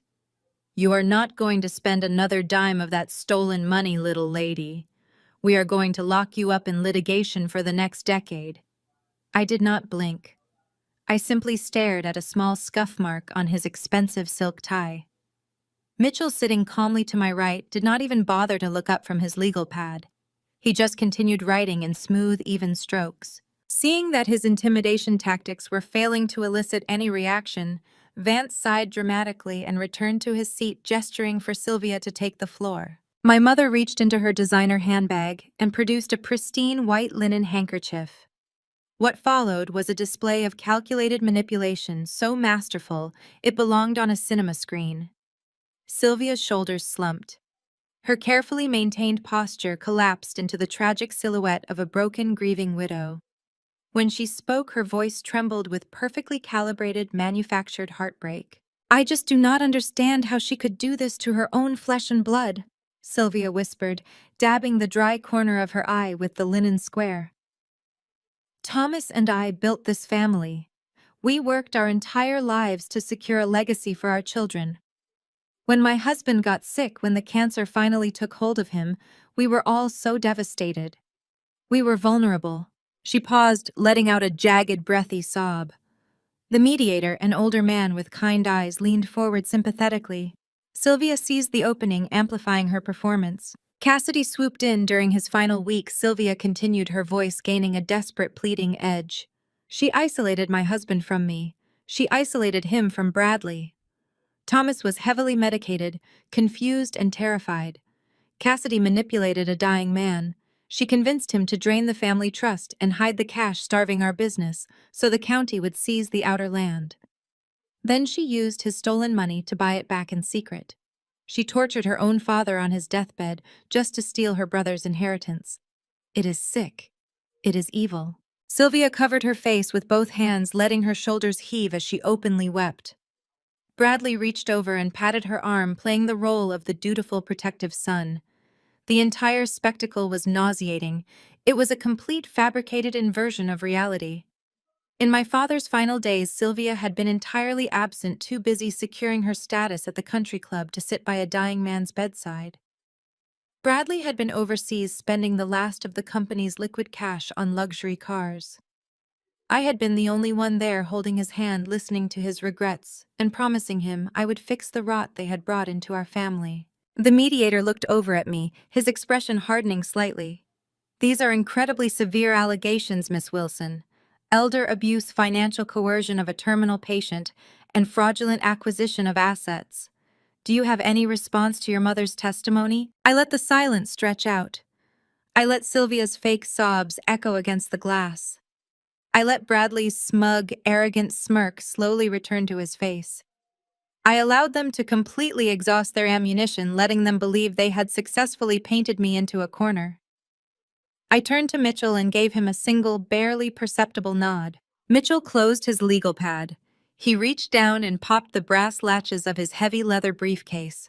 The sharp, metallic clicks sounded like gunshots in the quiet room. He reached his hand inside and pulled out a small rectangular object. Without saying a single word, Mitchell placed a black digital audio recorder dead center on the polished mahogany table. Mitchell pressed the small silver button on the side of the device.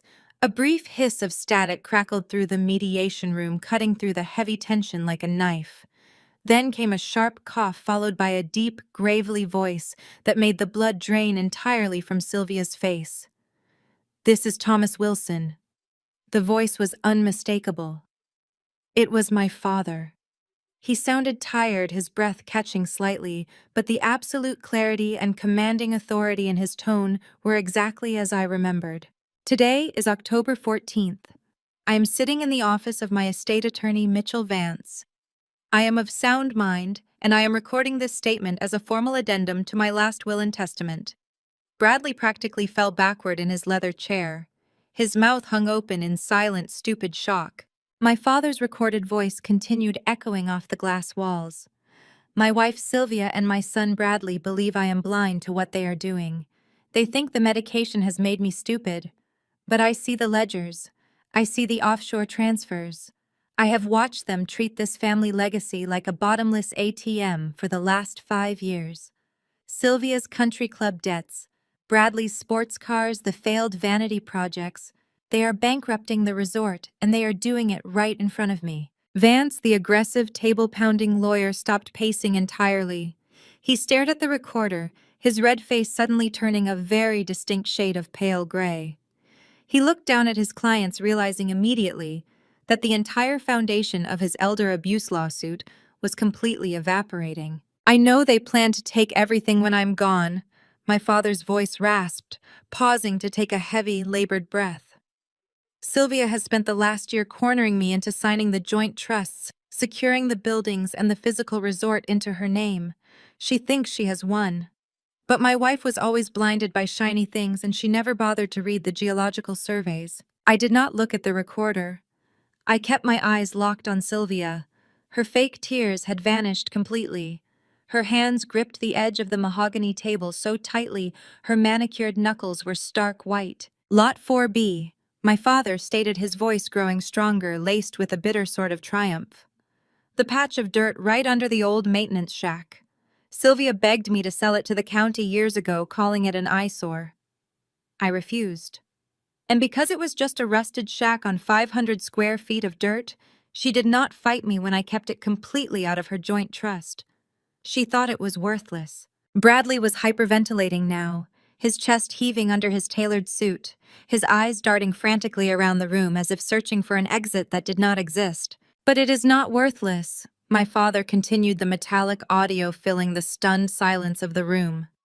That dirt sits directly on top of the largest unmapped underground aquifer in the entire county. The water rights tied exclusively to that specific parcel control the supply for the entire western ridge. Whoever owns Lot 4B controls the lifeblood of the valley. Without it, the resort cannot operate a single sink, let alone a luxury hotel or a massive casino. The retired federal judge acting as our mediator let out a low, audible breath. He leaned back in his leather chair, crossing his arms. He recognized a flawless legal checkmate when he saw one. I am leaving Lot 4B to my daughter Cassidy, my father's voice declared, ringing with an undeniable fierce pride.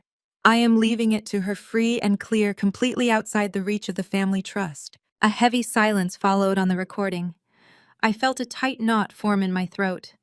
I had listened to this tape dozens of times over the last 4 years, but hearing it now in front of the people who had tried to destroy me, the emotion felt incredibly raw and potent. Cassidy, my father said, speaking directly to the microphone, his voice thick with emotion and absolute certainty. You are the only one with my spine. Build your empire on this water and never let your mother or brother know until it is too late. The recording ended with a sharp click. Mitchell calmly reached out and turned the device off. He slid it back into his leather briefcase, the snap of the brass latches echoing like a gavel striking a sound block. Vance looked absolutely disgusted. He violently shoved his legal pad into his own briefcase, realizing he had just staked his professional reputation on a massive fabricated lie fed to him by 2 desperate criminals. He was not just losing this mediation. He was facing potential sanctions for bringing a demonstrably fraudulent and malicious lawsuit to the table. He glared at Bradley and Sylvia with pure venom. But the most satisfying reaction belonged to my mother. Sylvia stared at the exact spot on the table where the recorder had been. Her jaw trembled violently. The realization that her own husband had seen right through her lifelong manipulation, that he had viewed her as a parasite and actively plotted against her from his deathbed, completely shattered her fragile reality. Her life's work as the grand matriarch was a total lie. She let out a sharp, breathless gasp. Her eyes rolled back. Her knees gave way beneath the heavy mahogany table, and she collapsed completely into her chair, her head slumping forward as her world finally burned to the ground. The heavy silence in the room lasted exactly 5 seconds before Bradley's survival instinct kicked in. With his mother completely catatonic beside him and his sleazy lawyer packing his briefcase to flee, Bradley slammed both of his fists onto the mahogany table. "It is a fake!" Bradley screamed, his voice cracking with panicked desperation.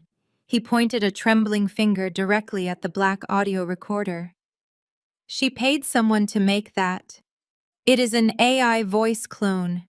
You can generate anyone's voice online now for $20. My father never said any of that. She is trying to steal my inheritance with a deep fake." The retired federal judge stared at Bradley with a mixture of profound pity and absolute disdain. Mitchell did not even bother to defend the recording. He simply picked up a notarized sealed chain of custody document provided by the estate law firm and slid it across the table toward the mediator. The ink and the stamps from 4 years ago spoke entirely for themselves. Bradley was hyperventilating, pulling at the collar of his shirt as if it were choking him. He looked wildly around the room, desperate for an ally. He found none.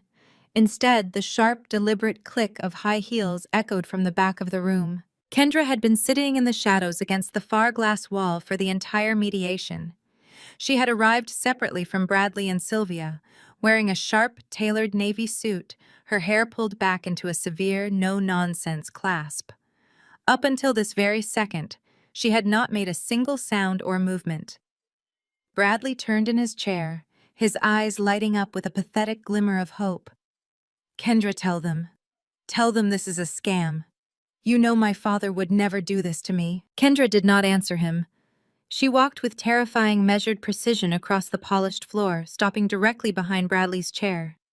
She unclasped her leather tote bag and pulled out a thick, professionally bound stack of legal documents. Without a word, she dropped the heavy stack directly onto the table in front of him. The thud made Bradley flinch. He looked down at the bold, capitalized text on the cover page. The remaining color drained from his face. "Sign them," Kendra said, her voice completely devoid of any warmth or affection. "I am taking the house, I am taking full custody of our son, and I am severing all legal ties to you as of this morning." "Kendra, what are you doing?" Bradley choked out, reaching for her hand.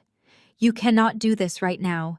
We are under attack." Kendra snatched her hand back as if he were highly radioactive. She stepped away from him and walked to the head of the table, standing directly in front of the mediator. She reached into her blazer pocket and produced a sleek silver encrypted flash drive.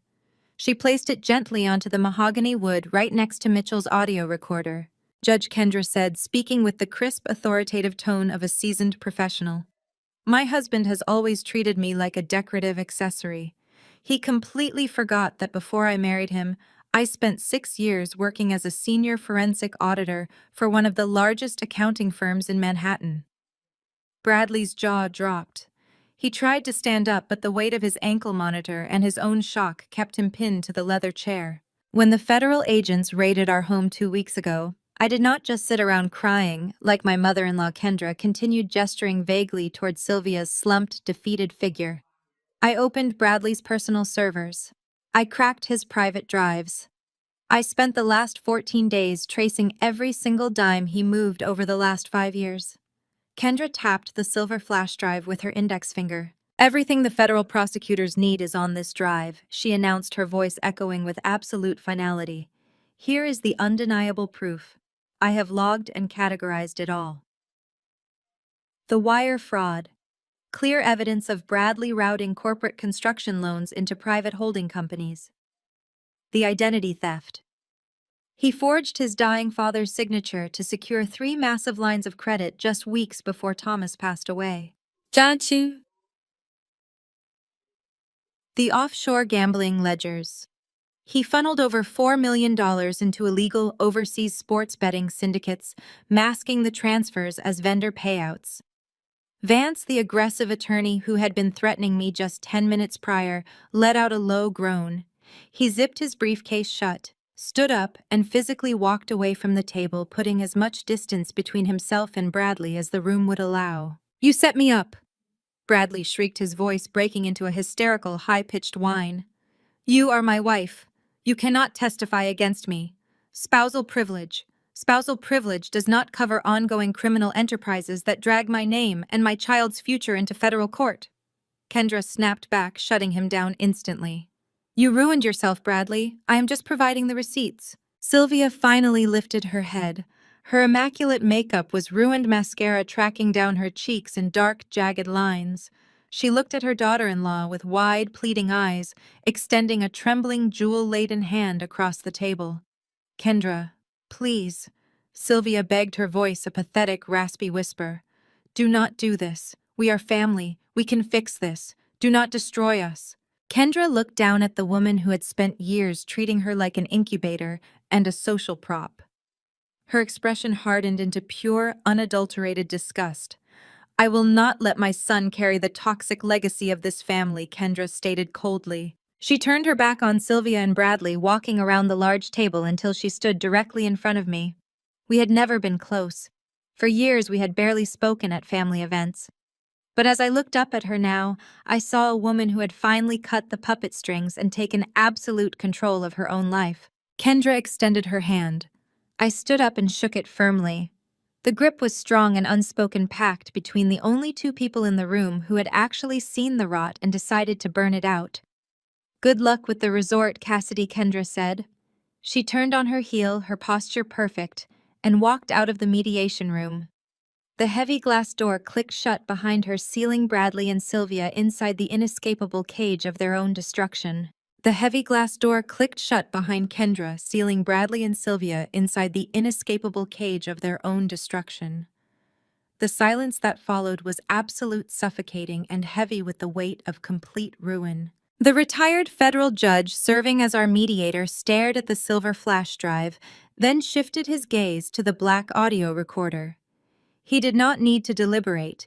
He did not need to hear another word from Vance, who was already inching his way toward the exit door. The judge looked at Bradley with a cold, unyielding stare and formally declared the mediation over. He stated with absolute authority that the lawsuit against me was dismissed with extreme prejudice. He added that he was legally obligated to turn the flash drive and the audio recording directly over to the United States Attorney's Office before the end of the business day. Bradley sank lower into his leather chair. His expensive charcoal suit suddenly looked entirely too big for his deflating frame. He stared blankly at the mahogany wood, his mind clearly failing to process the sheer velocity of his downfall. Sylvia remained utterly unresponsive beside him, her eyes fixed on a meaningless spot on the floor. They were beaten. They had nothing left, but I was not finished. I reached into Mitchell's open briefcase. My fingers bypassed the neatly organized legal pads and pulled out a single thick manila envelope. I placed it on the table and slid it across the smooth, polished surface. It glided silently, stopping right under Bradley's nose. He flinched as if the paper had physically burned him. He did not reach for it. He just stared at the envelope, his chest heaving with shallow, panicked breaths. "Open it, Bradley," I said, my voice calm level and carrying the weight of an executioner. He swallowed hard. With trembling hands, he peeled back the metal clasp and pulled out the thick stack of papers. The header on the first page featured the bold, unmistakable seal of the United States Environmental Protection Agency, followed immediately by a heavy itemized invoice stamped by the Department of the Interior. I watched his bloodshot eyes scan the first few lines. I watched his confusion slowly morph into a fresh, unprecedented terror as his gaze locked onto the final number at the bottom of the page. "Do you remember your second day on the property?" I asked, leaning back in my chair and folding my hands perfectly in my lap. "You wanted to make a statement. You wanted to show everyone in the county that the new king had arrived. So you bypassed the local planning commission, ignored the land surveyors, and ordered a crew of heavy excavators to clear out the ancient woods on the eastern perimeter. You told the contractors it was just dead brush standing in the way of your new valet parking pavilion." Bradley's mouth opened, but no sound came out. He looked down at the federal paper, then back up at me, his eyes wide and completely panicked. "What you failed to realize because you were too arrogant to actually read the property deeds is that those woods were not dead brush." I continued, my voice entirely devoid of sympathy. "That specific tract of land was registered as a strict federal conservation easement. It was a protected ecological habitat for 3 different endangered species, and my father placed it under a permanent federal trust over a decade ago." Bradley dropped the papers. They scattered across the mahogany table. "When you brought in those bulldozers and ripped up that soil, you did not just commit a minor zoning violation," I said, leaning forward to ensure he heard every single syllable. "You committed a severe federal environmental crime. You destroyed protected wetlands and violated a federal trust." Sylvia finally blinked, the words penetrating her catatonic state. She slowly turned her head to look at her golden child, the reality of the situation slowly dawning on her. "The EPA does not play around with conservation easements," Mitchell added, speaking for the first time since he had played the tape. "Their ecological damage assessment was completed last week. The fines for the habitat destruction combined with the mandatory environmental restoration costs are staggering." I tapped the heavy invoice resting in front of Bradley. $2.8 million, I stated clearly, letting the massive number hang in the stale air of the room. "That is the total penalty, payable immediately to the federal government." Bradley shook his head frantically, his breathing turning into sharp, desperate wheezes. "The resort owns that land," he practically shrieked, his voice cracking under the strain.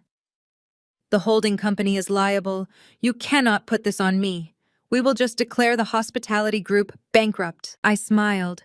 It was a cold, sharp expression that made him press his back hard against his leather chair.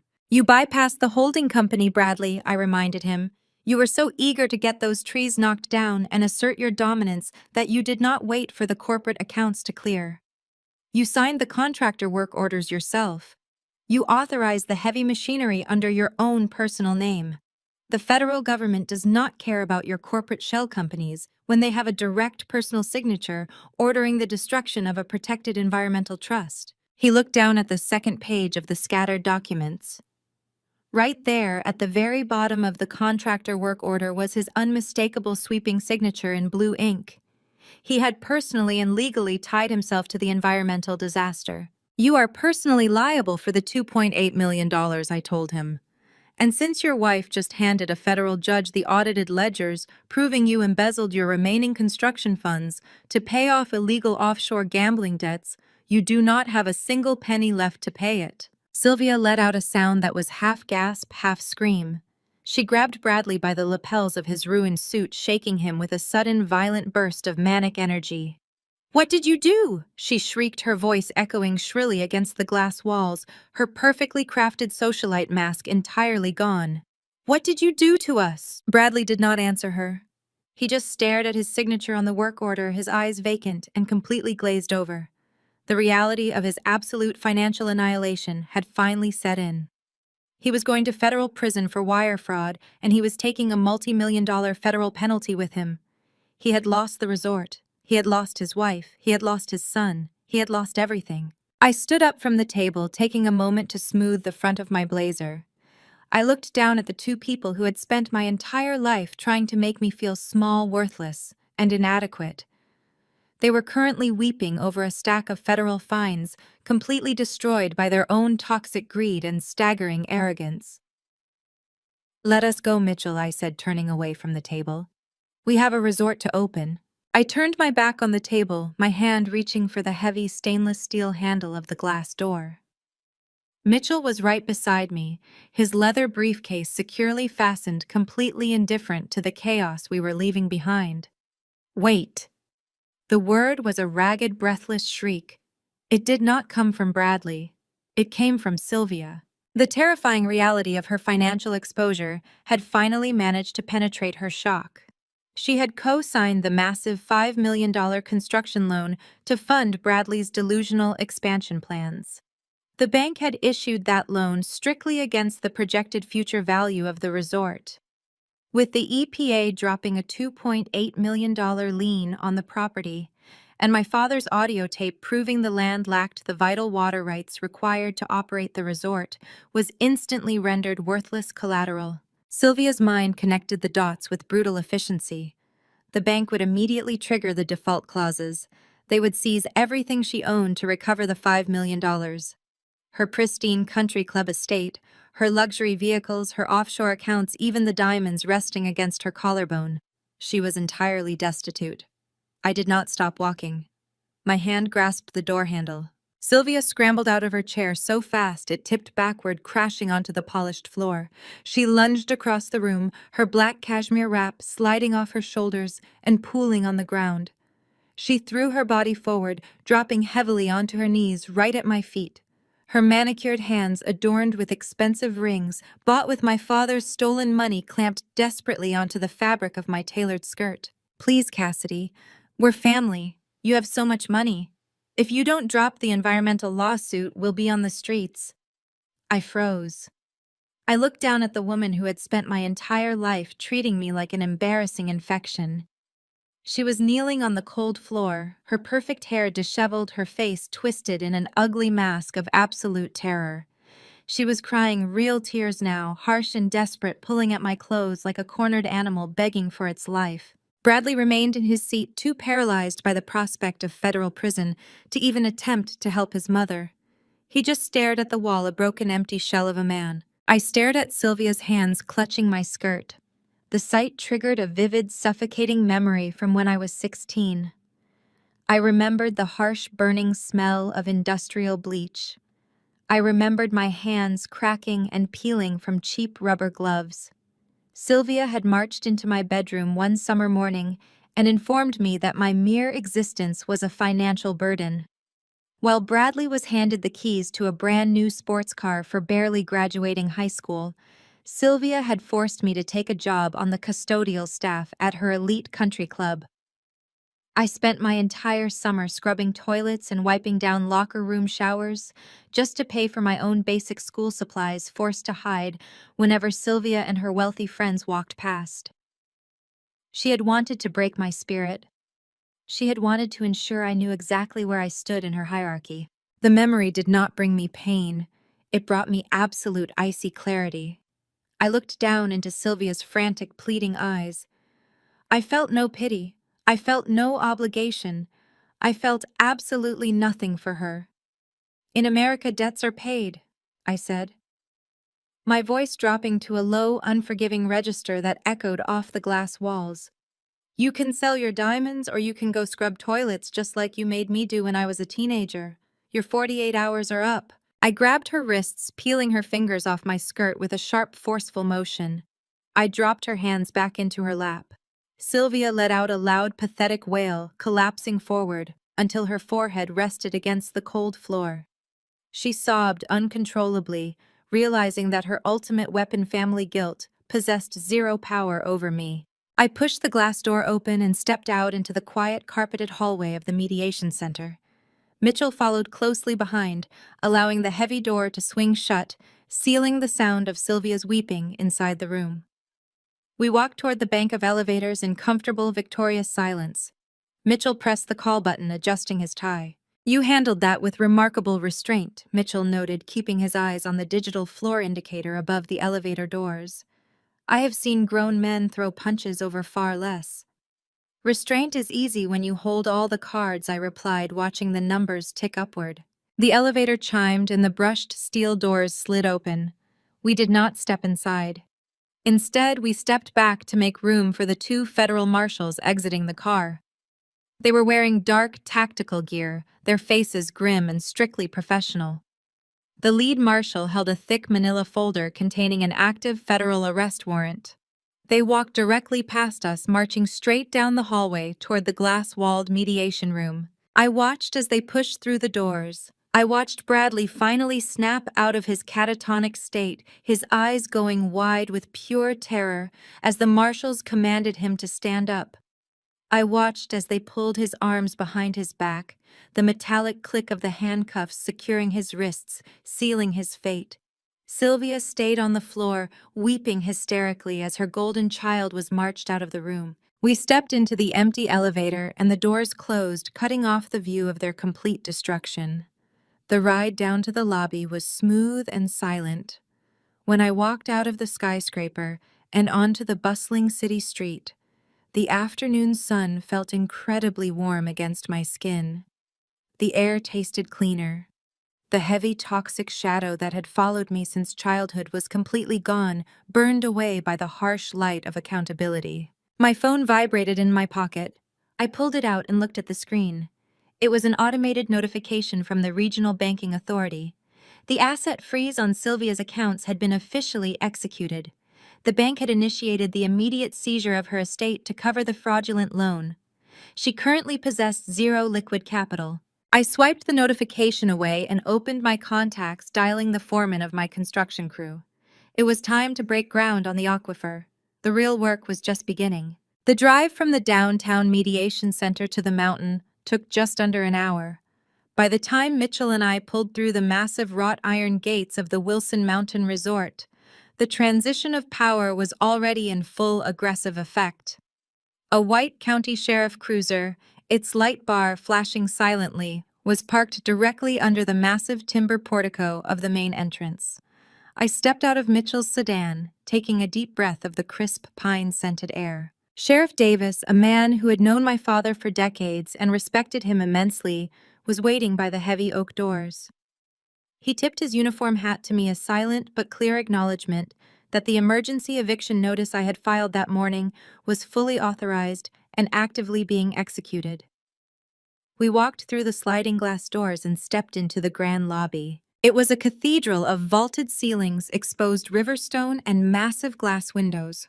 Right in the center of the expansive room, Sylvia was orchestrating a complete meltdown. She was standing near the grand staircase, screaming at a terrified young bellhop. She was violently pointing at a towering stack of 4 massive Louis Vuitton steamer trunks, demanding that he carry them down to the loading dock immediately. The bellhop, clearly aware that management had frozen all resort operations and locked down the accounts, wisely refused to touch a single strap. Sheriff Davis stepped forward, his boots heavy on the polished slate floor. His voice was perfectly polite, but it carried the absolute, unyielding authority of the law. "Sylvia, you need to step away from the luggage," Sheriff Davis instructed. Sylvia whipped around, her eyes wide with a terrifying mixture of panic and rage. "You work for the County Davis!" she shrieked, pointing a manicured finger at his chest. "You work for the taxpayers, and I am the largest taxpayer in this district. Tell this useless kid to put my bags in a car right now. You do not own those bags, Sylvia," I said, stepping out from behind the sheriff. She froze. Her eyes darted toward me, completely bloodshot and wild. Every single item in those trunks, from the designer shoes to the diamond tennis bracelets, was purchased using a corporate credit card tied directly to the resort's operational fund. I explained calmly, my voice echoing off the high stone walls. "You treated this business like a personal slush fund. Now that the accounts are frozen and under federal review, everything purchased with stolen resort money is classified as seized evidence. It stays here." Sylvia let out a sound that resembled a cornered animal. She lunged toward the closest trunk, trying to wrap her arms around the leather exterior. "This is my property," she screamed. "I am Sylvia Wilson. I built this place. You cannot take my clothes." Sheriff Davis did not blink. He simply signaled to 2 large deputies standing by the front desk. They crossed the lobby in seconds, flanking Sylvia on both sides. Their expressions were utterly stoic. "Ma'am," the sheriff said, his tone dropping an octave, "you can take one standard carry-on bag containing basic personal garments, nothing with a designer label, nothing purchased with corporate funds. You can walk out of this lobby under your own power right now, or my deputies will carry you out in handcuffs for criminal trespassing. Choose quickly." The remaining fight drained out of her instantly. The sheer public humiliation of being threatened with arrest in her own lobby finally broke through her delusion. She shakily grabbed a small, unbranded black duffel bag from the floor. Her knuckles were stark white. Without looking at me, she marched toward the exit, flanked closely by the 2 deputies. I followed them out the double glass doors and onto the massive cobblestone courtyard that overlooked the valley. A sudden heavy hush had fallen over the exterior grounds.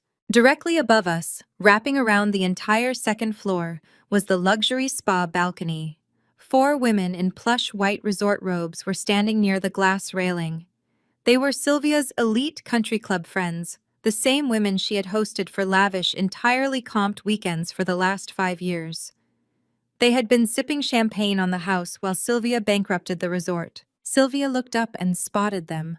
Her face lit up with a desperate, pathetic hope. "Eleanor!" she yelled up to the balcony, waving her free hand frantically. "Eleanor, call the club president.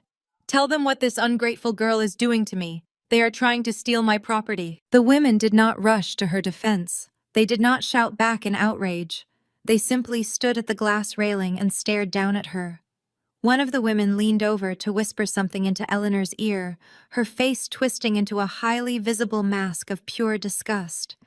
Without a single word, the 4 women turned their backs, walked away from the railing, and slid the glass balcony doors shut behind them. They abandoned her instantly. Sylvia let out a choked gasp, the rejection hitting her harder than the eviction itself. Before she could even process the humiliation, the heavy glass doors of the lobby violently swung open again. Bradley stormed out onto the cobblestones. He had clearly managed to slip away from the downtown mediation center before the marshals arrived and rushed back to the mountain, likely attempting a desperate cash grab from the main office safes. He was moving frantically, keys jingling in his hand, making a direct panicked line for a black rental truck parked illegally in the fire lane. He never made it to the driver's side door.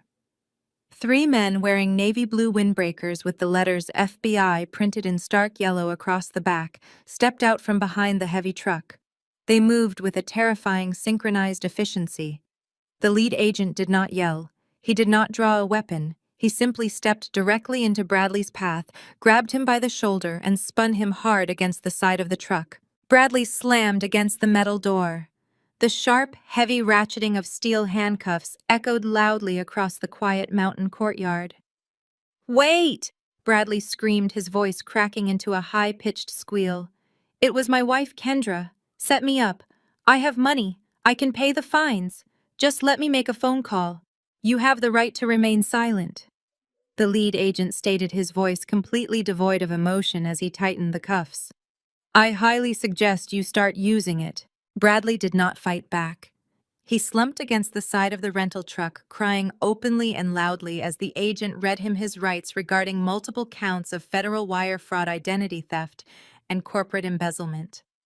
They shoved him into the back of an unmarked dark sedan and drove away down the mountain, leaving nothing but the faint smell of exhaust in the crisp air. I walked back under the timber portico, watching the final piece of the collapse play out perfectly. The sheriff's deputies had escorted Sylvia all the way down the long, winding driveway to the main public highway, officially clearing her from the private property line.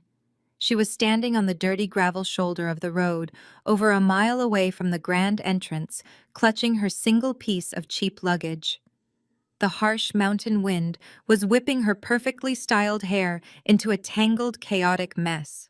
Through the distance, I could see her frantically tapping the screen of her cell phone. She held it to her ear, waited, then lowered it to dial again. She was calling the country club. She was calling the charity board members. She was calling the women from the balcony. I stood under the shadow of my resort and watched as she dialed number after number, standing completely alone on the side of the highway as the realization finally crushed her.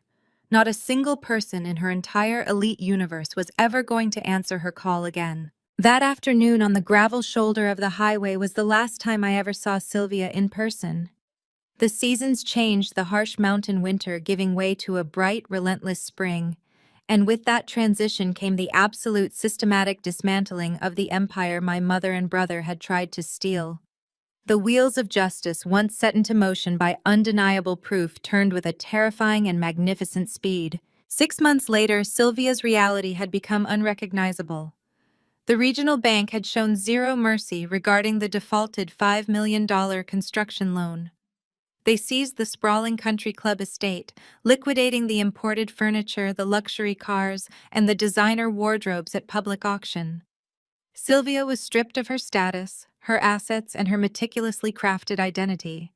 She now lives in a rundown extended-stay motel on the industrial outskirts of the county. The neon sign outside her window flickers with a persistent electrical buzz, casting a harsh pink glow over a room that smells permanently of stale smoke and cheap disinfectant. She has no offshore accounts left to drain. She has no rich husband to manipulate.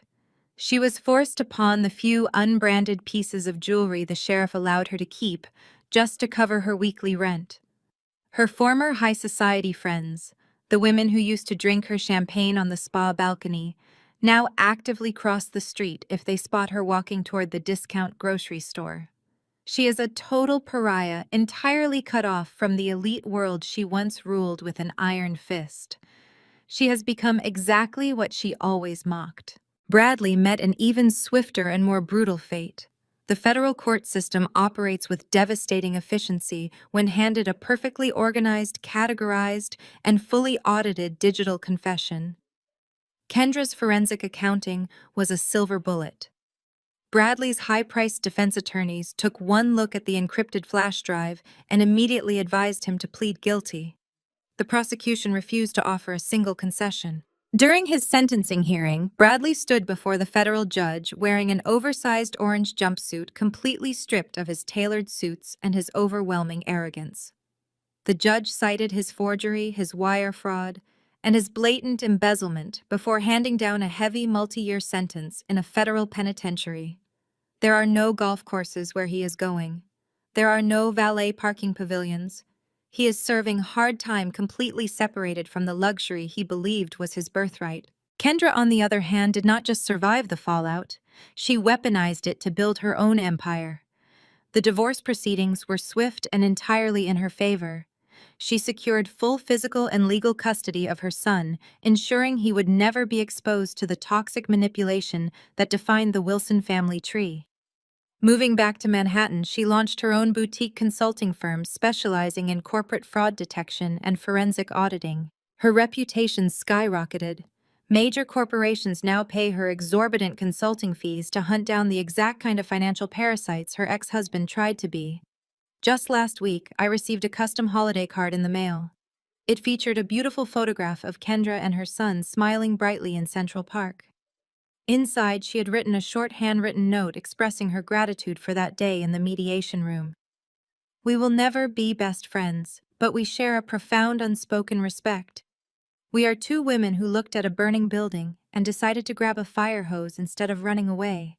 While my mother and brother faced their respective ruins, I poured every ounce of my energy into the mountain."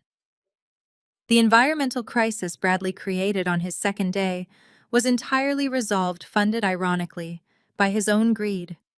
Federal prosecutors managed to locate and seize the last of his hidden offshore gambling accounts. The United States Attorney's Office applied those seized funds directly to the $2.8 million EPA penalty. With the fines fully paid, I hired a team of top-tier environmental engineers and ecological restoration experts. We used the remaining seized money to meticulously repair the torn earth, stabilizing the soil and replanting the ancient woods that Bradley had recklessly bulldozed. The federal conservation easement is now fully protected and thriving, serving as a beautiful natural barrier on the eastern perimeter of the property. I officially rebranded the property as The Haven. It opened 3 months ago to absolute critical acclaim. Without the dead weight of Sylvia's vanity projects or Bradley's gross mismanagement, the resort is operating at peak efficiency. We are fully booked for the next 2 calendar years. Guests pay premium rates to experience the luxury spa, the pristine hiking trails, and the breathtaking views of the valley.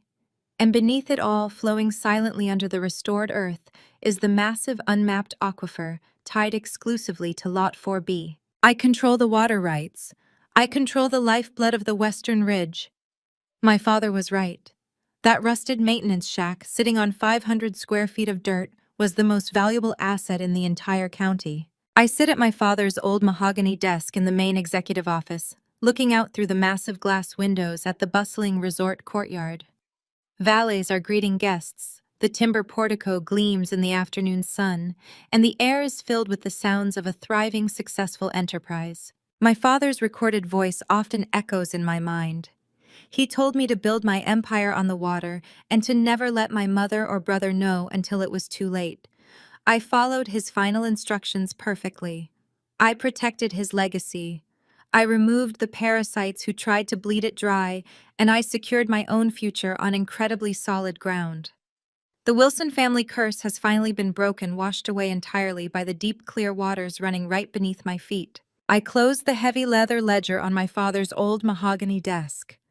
The final numbers for the quarter were not just good, they were completely unprecedented. The Haven was not simply surviving, it was actively dominating the luxury hospitality market in the region. We had waiting lists extending into the next calendar year, and the local press could not stop writing glowing reviews about our ecological restoration initiatives. I stood up, smoothing the soft cashmere of my beige sweater over my tailored linen trousers. It was a stark contrast to the stiff, uncomfortable corporate armor Sylvia had always tried to force me into. She believed that power was projected through sharp edges, heavy makeup, and aggressive branding. I had learned that true power allowed you to breathe comfortably in your own skin. I preferred elegance that felt like freedom.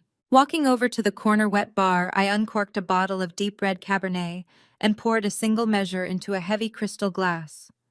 I carried the wine across the expansive office and pushed open the double glass doors leading out onto the private executive balcony. The evening air was crisp and incredibly clear, carrying the sharp scent of pine and the faint, earthy aroma of the restored wetlands on the eastern perimeter. Below me, the main cobblestone courtyard of the Haven was bathed in the warm golden glow of the setting sun. Valets in neat uniforms were assisting arriving guests, taking their luggage with genuine smiles. The gentle melodic murmur of relaxed conversations and the soft clinking of silverware drifted up from the outdoor dining terraces, A familiar white county cruiser rolled slowly up the main drive, coming to a gentle stop near the valet stand. Sheriff Davis stepped out of the vehicle. He was not there for an emergency or to deliver a warrant. He was simply doing a routine community check-in, likely grabbing a coffee from our lobby cafe before his night shift officially began. I watched him from the balcony, remembering how things used to be. For years, this man had been forced to cater to Sylvia's every hysterical whim. She used to call his personal cell phone to complain about minor traffic delays on the highway or to demand that deputies remove local hikers who dared to park too close to the property line. She had treated local law enforcement as her own privately funded security firm, constantly threatening their pensions and their budgets if they did not instantly comply with her outrageous demands. Now, the dynamic was entirely different. I was not just the owner of the resort. I was the largest employer in the entire district and the highest contributor to the county tax base. I had funded a new community outreach center downtown and ensured that all my staff received full health benefits. I had not bought the town's loyalty. I had earned its respect. As Sheriff Davis turned back toward his cruiser, he glanced up and caught sight of me standing on the balcony. He stopped, stood perfectly straight, and respectfully tipped his uniform hat up toward me. I offered a slow, slight nod of acknowledgement in return. He got back into his cruiser and drove down the mountain, leaving my sanctuary perfectly secure. I leaned against the thick glass railing, taking a slow sip of the Cabernet. I looked out over the sprawling 50 acres of pristine mountain property. It was beautiful, peaceful, and completely free of the toxic noise that had infected my entire childhood. Society loves a neat, predictable redemption story. People expect that eventually time will heal all wounds, that blood ties will magically summon a tearful cinematic family reunion. The cultural expectation is that one day I will drive down to that cheap, flickering industrial motel, knock on Sylvia's door, and pull her into a forgiving embrace. They expect me to put money on Bradley's commissary account and visit him in the visiting room of his federal penitentiary to tell him all is forgiven. But I feel absolutely zero obligation to fulfill those toxic expectations. There will be no forced forgiveness. There will be no awkward holiday dinners filled with empty apologies, veiled insults, and hidden daggers. I refuse to set myself on fire just to keep them warm. I survived the designated role of the family scapegoat. I was the quiet punching bag meant to absorb their failures, the convenient target meant to distract from their own staggering inadequacies. But I did not just survive that role. I used the heavy stones they threw at me to lay the foundation of an impenetrable fortress. They are never getting inside these walls again. True peace requires incredibly firm boundaries, and mine were forged in absolute steel. Below the surface of the perfectly manicured lawns and the tall, successfully replanted ancient woods, the deep underground aquifer flowed silently. It was the absolute lifeblood of the valley, pure and untainted, and it belonged entirely to me. I had taken a patch of dirt they deemed completely worthless and turned it into an empire that sustained hundreds of livelihoods.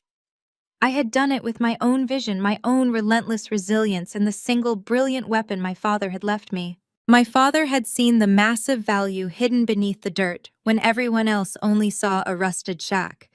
More importantly, he had seen my value when the rest of the world only saw a target. He knew I had the spine to do what he could not.